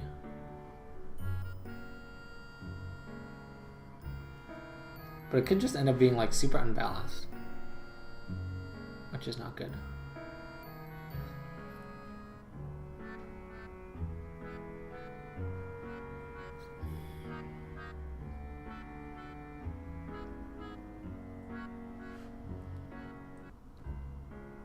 Yeah, I would need like log k lookup, log k removal. I don't want to implement that, man.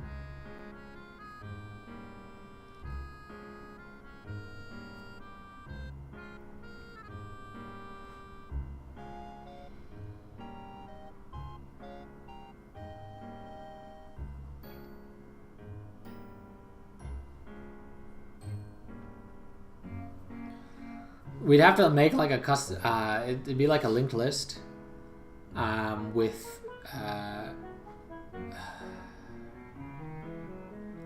no, you can't really do that, can you? Yeah, you could do it. I wouldn't want to do it. A linked list with like pointers. A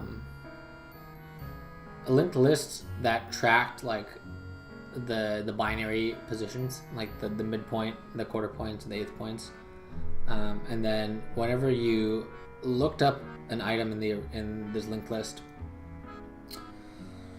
you could get the it would be like a doubly linked list with things. I have to probably build that. I don't want to do that. But yeah, you like look up the item, right? When you pop it from the doubly linked list, you'd have to update the references, which is like actually kind of annoying.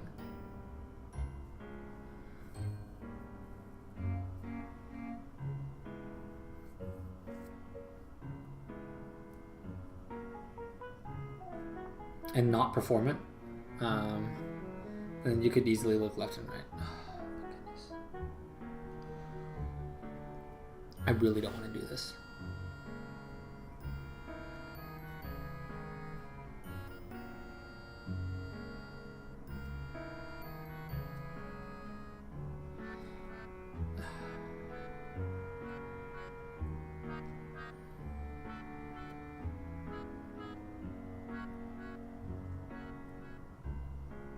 This is such a hacky way to do this too.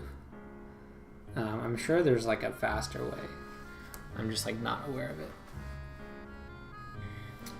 If you have like 51097, you insert the 6, then your differences don't change. But then the 6 is the one that changes the differences, right? So similar at the end when you insert the 100, you look at the differences, and then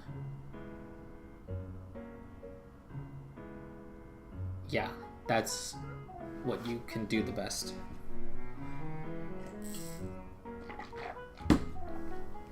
Okay, so what Python data structure gives this to us? I don't think anyone does.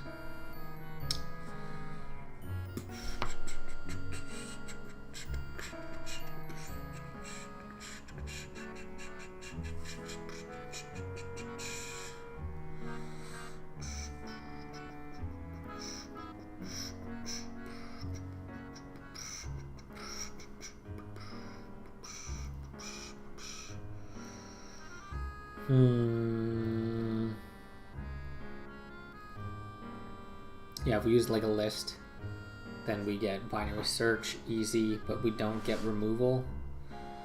Can we do this better? So we know that you need to remove the 1, right? And well, you need to remove all of them eventually, yeah, so it doesn't really help.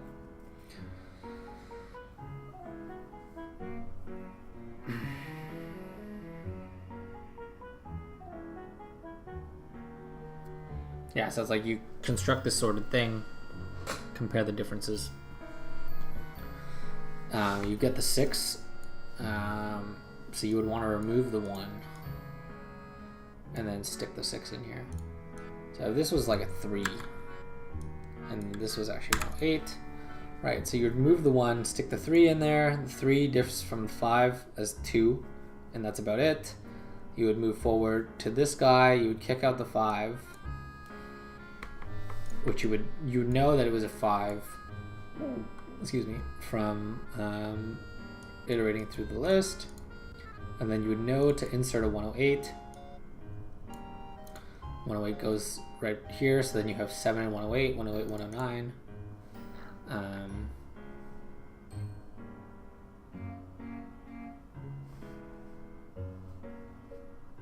Yes, and then you would return. All right, how do we implement this?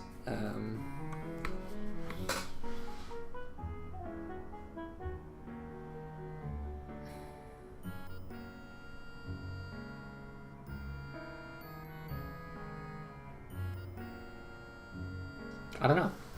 I don't know how the best way to do this is. So you would want a data structure that is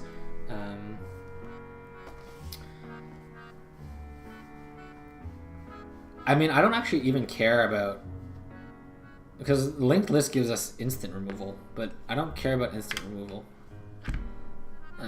I want log n removal, log n insert, and then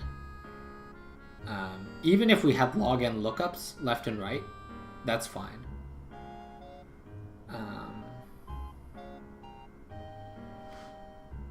Yeah. So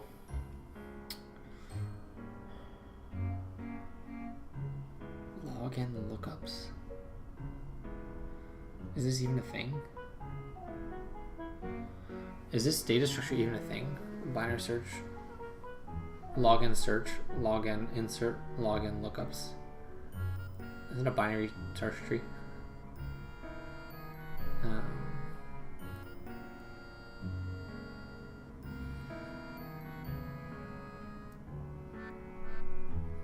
gosh, I don't want to build one. All right, man. Should I just call it here? I feel like I'm really done. Our idea should definitely pass unless they're like really gross about the last input. I'm gonna take a look at the discussions.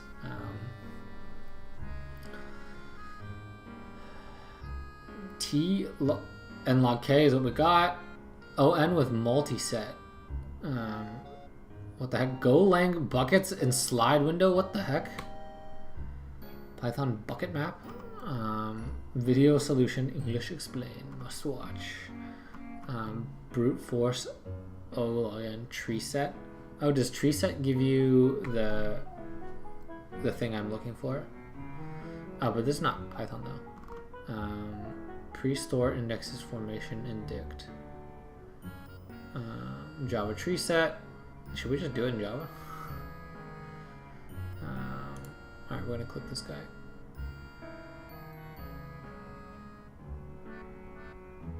Numdict. So he enumerated nums. If length of numdict is greater than 2t, what?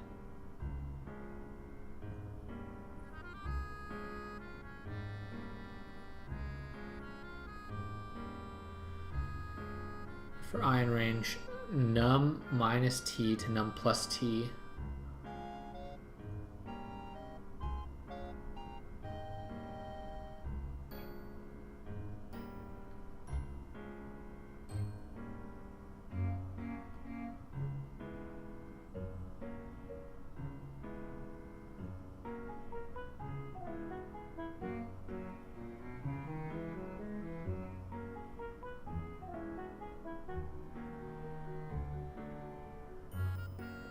Absolute value of num minus i's less than t, and index. Really? This works?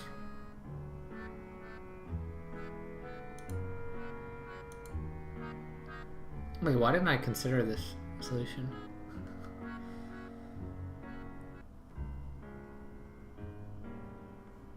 Wait, what? What is this? Isn't this n squared? This is n. Yeah, it's k, right? He just goes through. Oh, it's like ONT.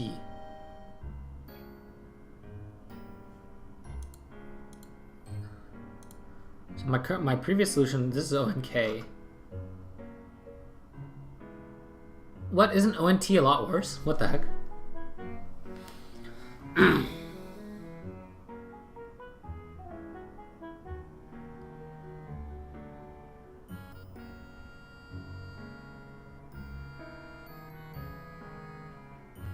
Huh?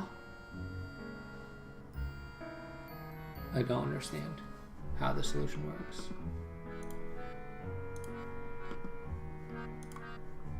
Alright, let's look at the solution again. So the length of numdict is greater than 2t.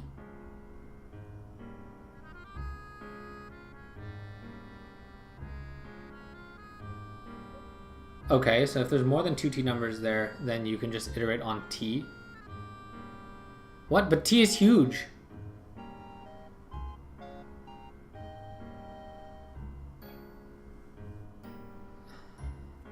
Oh, it's like a trick of the input, right? Because if t was huge,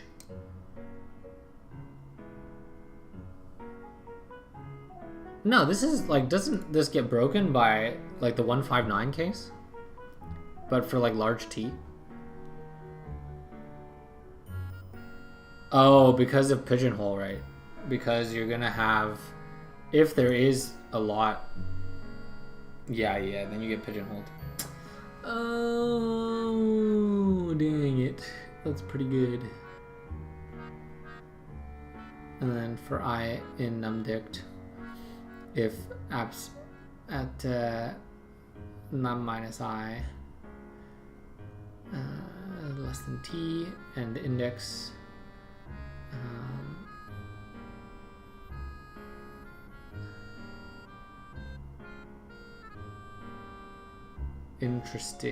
interesting. Why? That's so annoying. I mean, I understand why. It's just really annoying. Like a trick of the input. Yeah, I don't want to make a data structure for myself here, and I don't have Java. I could try to make the Java tree set solution. I don't particularly feel like doing that right now.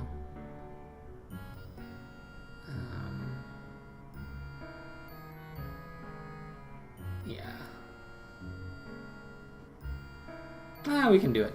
I'll just do the Java solution, dude. Oh boy. Okay. Oops. Let me figure out how to do Java tree sets again.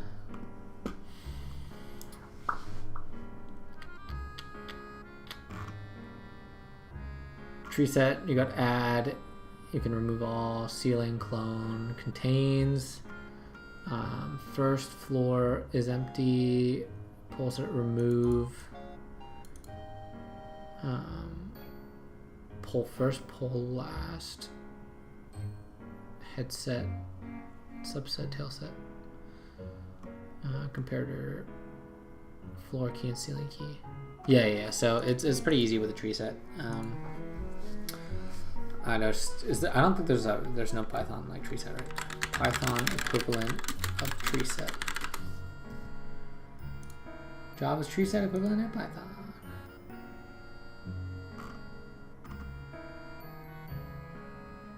Oh, order dict does it?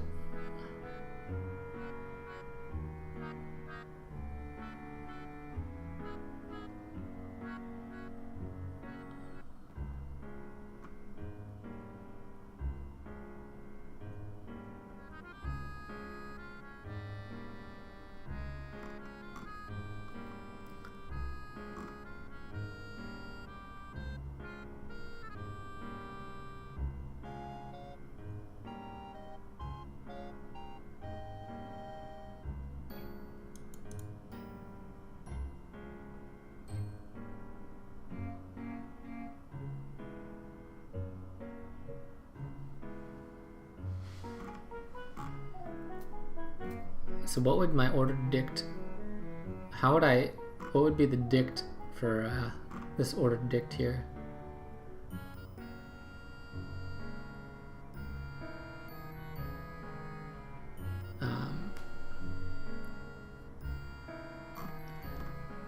Let's look at the documentation for Python. Order dict, a dict subclass that has rearranging order, pop item, move to end.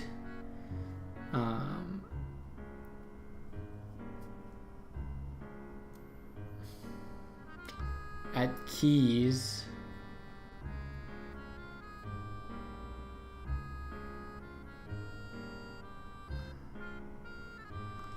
see, I would want to, for a given key, I want to get like the left value, but I don't think order dict actually gives me that.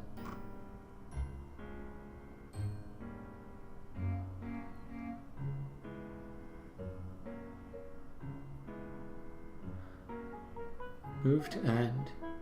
Move an existing key either to the end of an ordered dict. Yeah, I'm not too familiar with ordered dict. I'll just use tree set. I can do that pretty easily in Java. Okay, so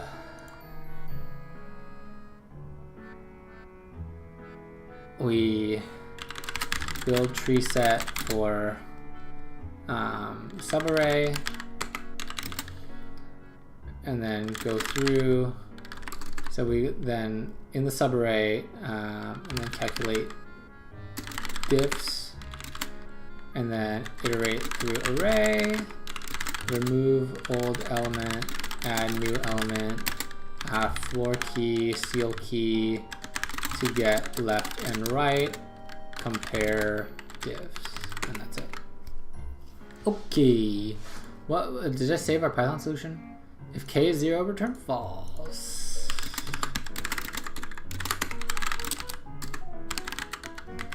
Cool. Build the preset. Okay.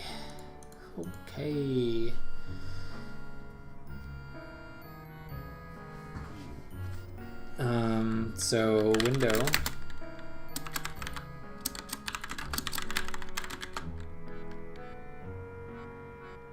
Oops. What is Java syntax? Am I right? Oh, it's been years since I've written Java code. Does it compile? Oh, I was just missing a return statement. Does it compile? It compiles. What? Oh, the Python test case. Oh, it wiped out my Python test case. Oops. Okay, well, that's fine. Okay, so we need a tree set. We want to construct the tree set. Add element. So we want to go.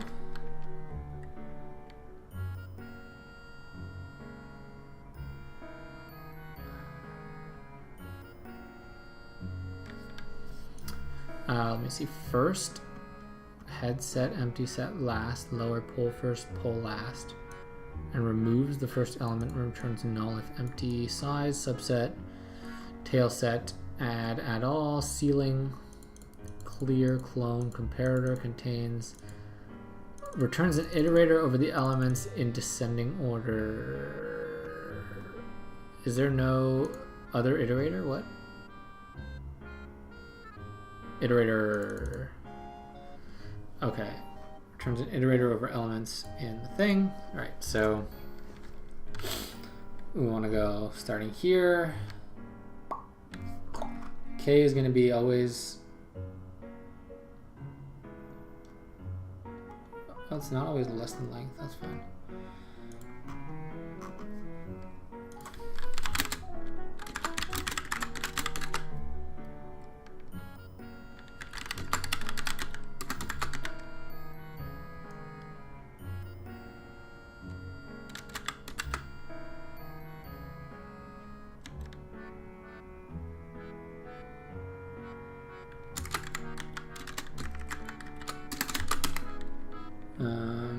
Yeah, so I is less than k plus 1, right? You're starting from 0 to k plus 1. 0 to 1. All right, less than or equal to k here. So we want to do window.add nums at I. Cool.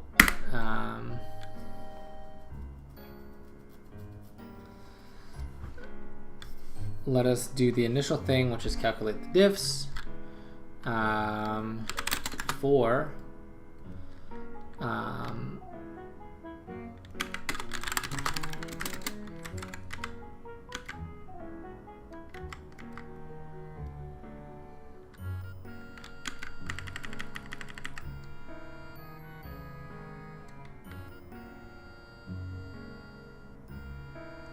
oh, we're gonna write some ugly Java code.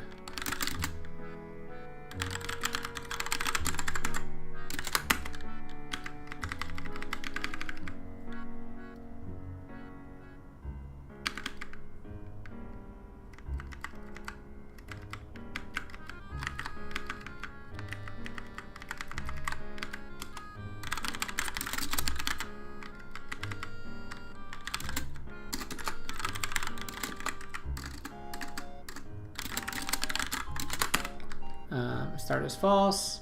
We want pre-started equals true. Pre-val equals val. Continue. Oops, no semicolons. Continue. And then we want to. Otherwise, we want to say if math.abs of preval minus val less than or equal to t, then we want to return true. There's a dupe. And then, so that's this part. We want to iterate through the array now. Remove old, okay, so for int I equals 0, I less than length of nums. Length of nums minus k, I plus plus. Because we want to do plus k, right? So we want to remove I, add I plus k, nums at I, recalculate diffs. Okay, so we want to do window, window dot remove nums at I, window dot add nums at I plus k, and then we want to recalculate the diffs. So I want to get the floor key of return the greatest element in the set less than or equal to the given value, num if none, no such element. So we want to say floor equals window dot floor of nums at I plus k minus 1.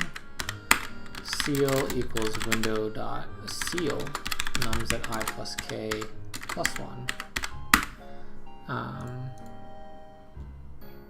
So this is the greatest element in the set that is less than or equal to the thing. Seal gives you the other thing. Seal. Sealing.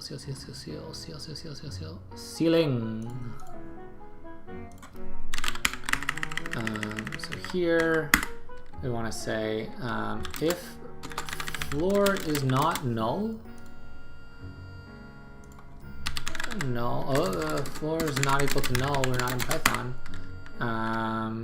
If math.abs of floor minus nums at I plus k less than or equal to t, return true. And then we do the same thing here. Seal is not null. If math.abs of seal is less than thing, then we return true. And that's it. This should work. Ooh. Error, not a statement.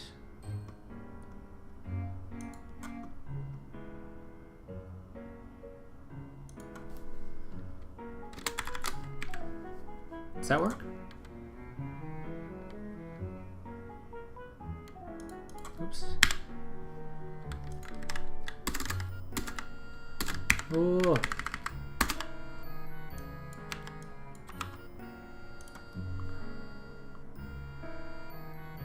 Oh, semicolon expected.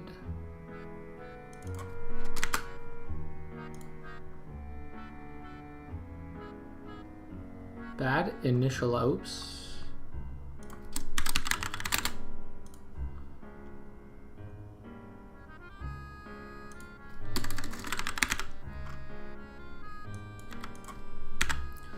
We are not used to writing Java.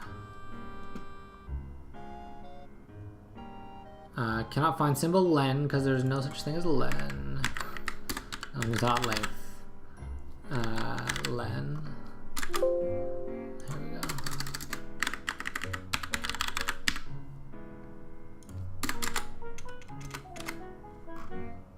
Any other lens? Cannot find symbol started. Oh, bool started. Int prev. Cannot find symbol bool. A boolean. What?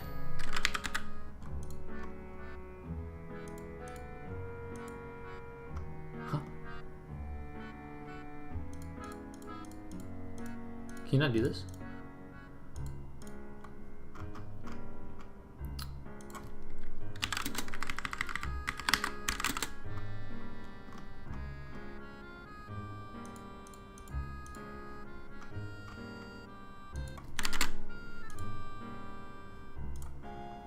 Boolean? For each not capable of expression type. Okay. Java iterator for each. Oh, there's a for each? What? How is there a for each loop now?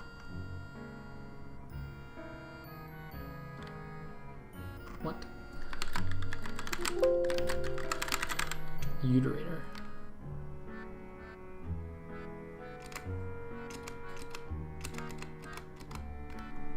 What?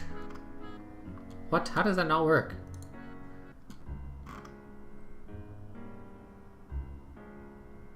What? Why does this have 2.2 out of 5? Oh, I have to use this? This is gross.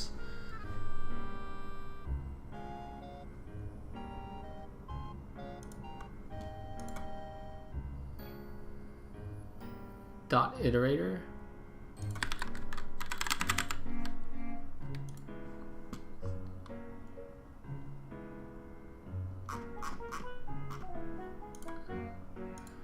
Okay. I think this is fine. Can I do this? Does this work? I don't think I've ever tried this in Java actually. Oh, semicolon. Does this actually work? Got rid of it. Error for each not applicable to expression type. What? Iterator returns an iterator over elements in the set in ascending order. Iterator E. Can you not do... Alright, we're just gonna do this.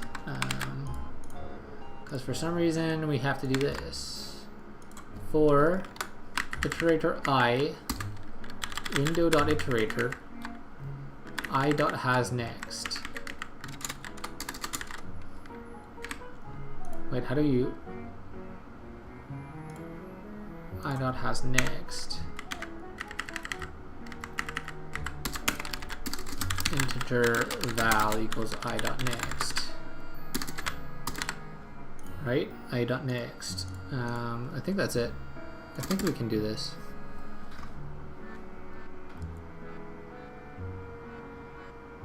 Incompatible types. Object cannot be... iterator, integer.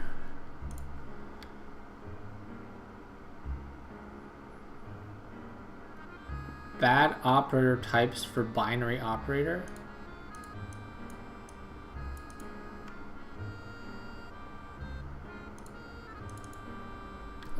Integer floor. Yep.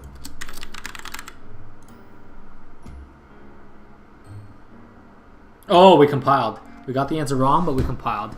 Let's go. All right. So tree. This should actually be returned here.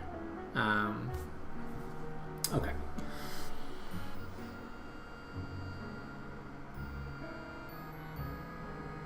Nums.length is 4. K is 3.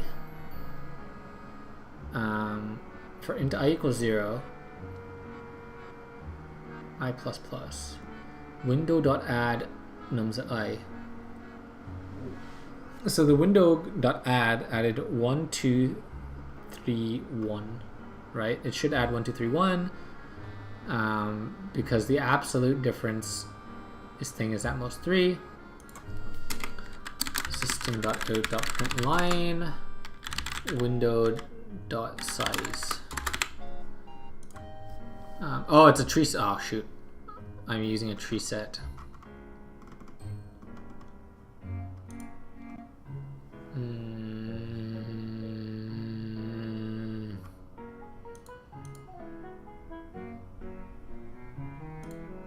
contains. Can I do like a add or thing clear clone comparator contains return true?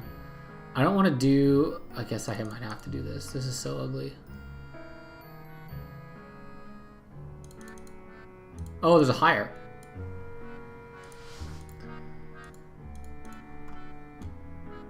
So we actually don't need this.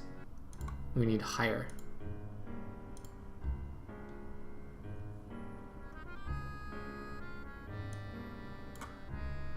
And lower, right? I'm sure there's a lower. Yes. Lower is lower. Nums I. Okay. Higher. Nums I. Okay. Okay. We want to do a contains. Oh my god.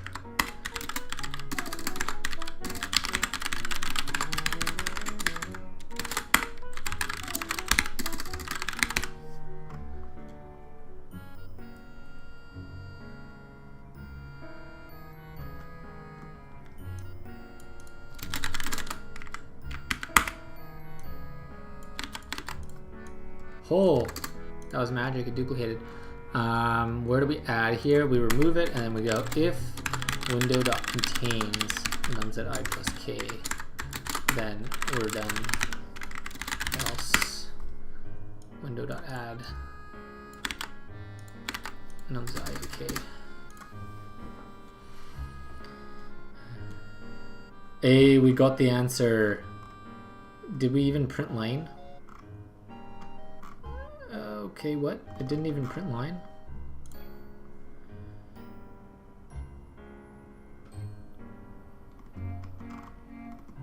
Oh shoot, we failed the test inputs, guys.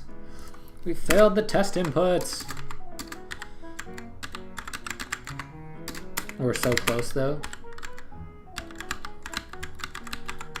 Oops. 23159 159. What is this? T 159. 15. Let's do 15109. 15108 to 1517 109 6. Like 10 5 100. So we want the k value, the difference to be 3, and this one to be 1. Let's do like an 8 here. Then the difference to be 3, and the difference to be 2. And we want all these to be correct. So why did we fail on the third case, which is this case? 159159.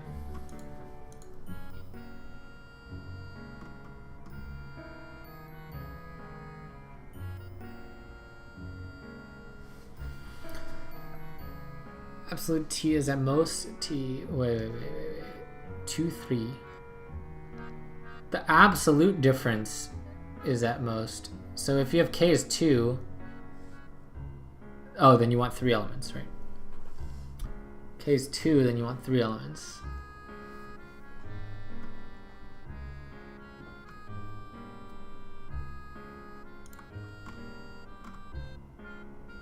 If k is 2, 0, 1, 2. Yeah, that's 3 elements.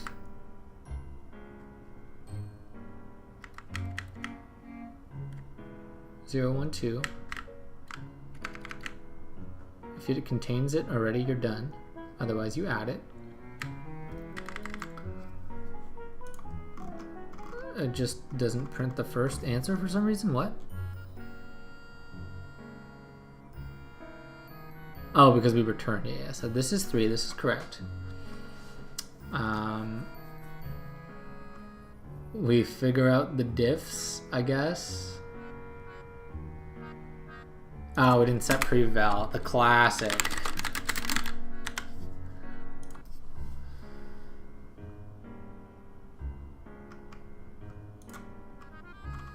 Oh, what?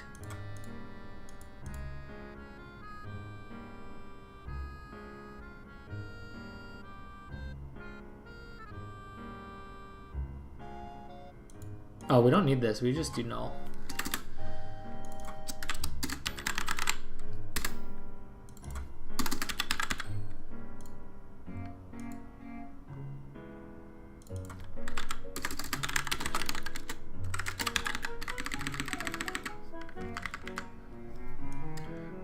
Pre-val is val. You continue.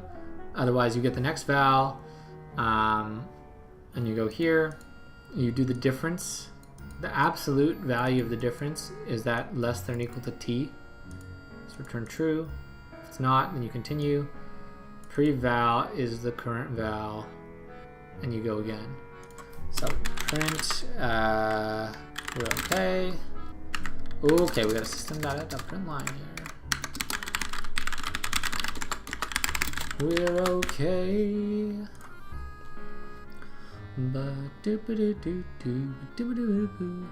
Oh, we're okay. So we come into here. Now we want to remove nums at I. And then if it contains nums at I plus k.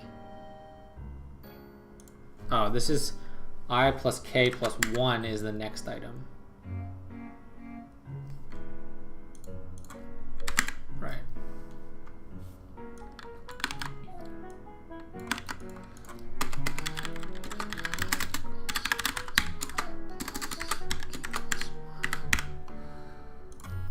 New guy.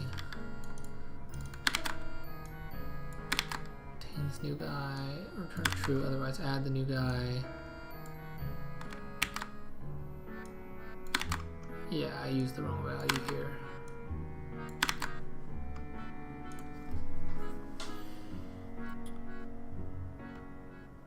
A bracket expected. Oops, yes, bracket expected. Hey, dude, if this TLEs, I'm done. I wrong answered. I'll accept a wrong answer. I outputted true?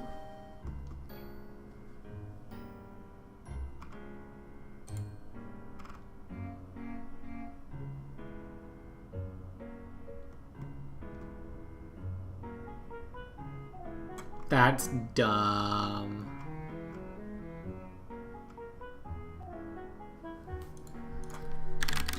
Is it just long? Capital L long?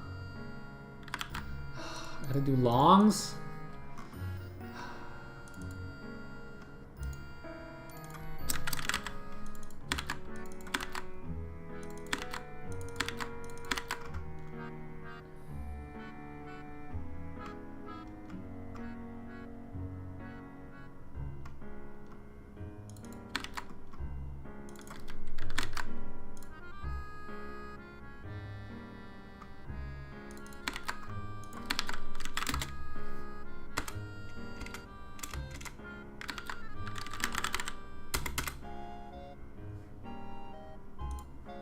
Oops.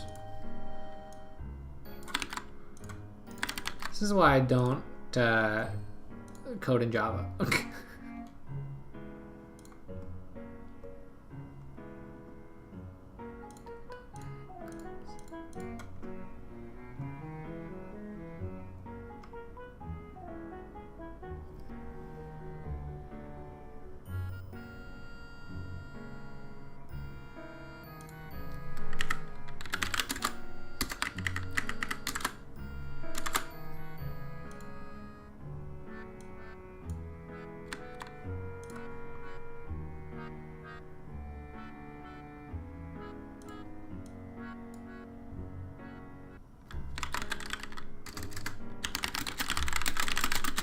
Oh, that's not what I want. Java convert int to long.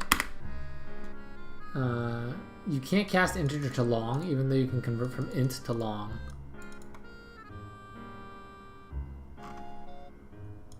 What? Don't you just long it?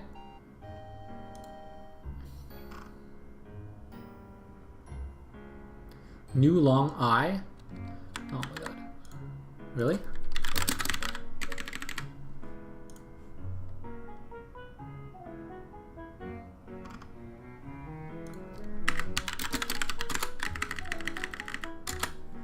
Really? We gotta do this. Runtime error long cannot be cast to int. Line 64. What? Oh, that's not me.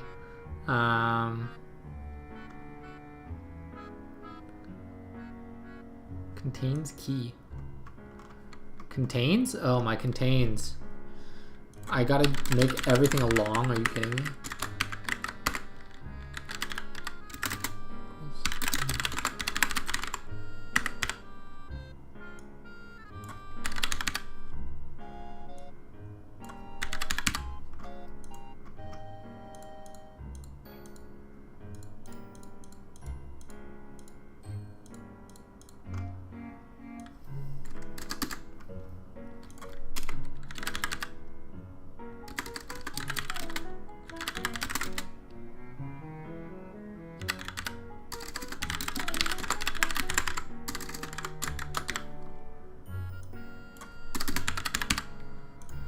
Long is new long. I think this might work. Line 16. Oops.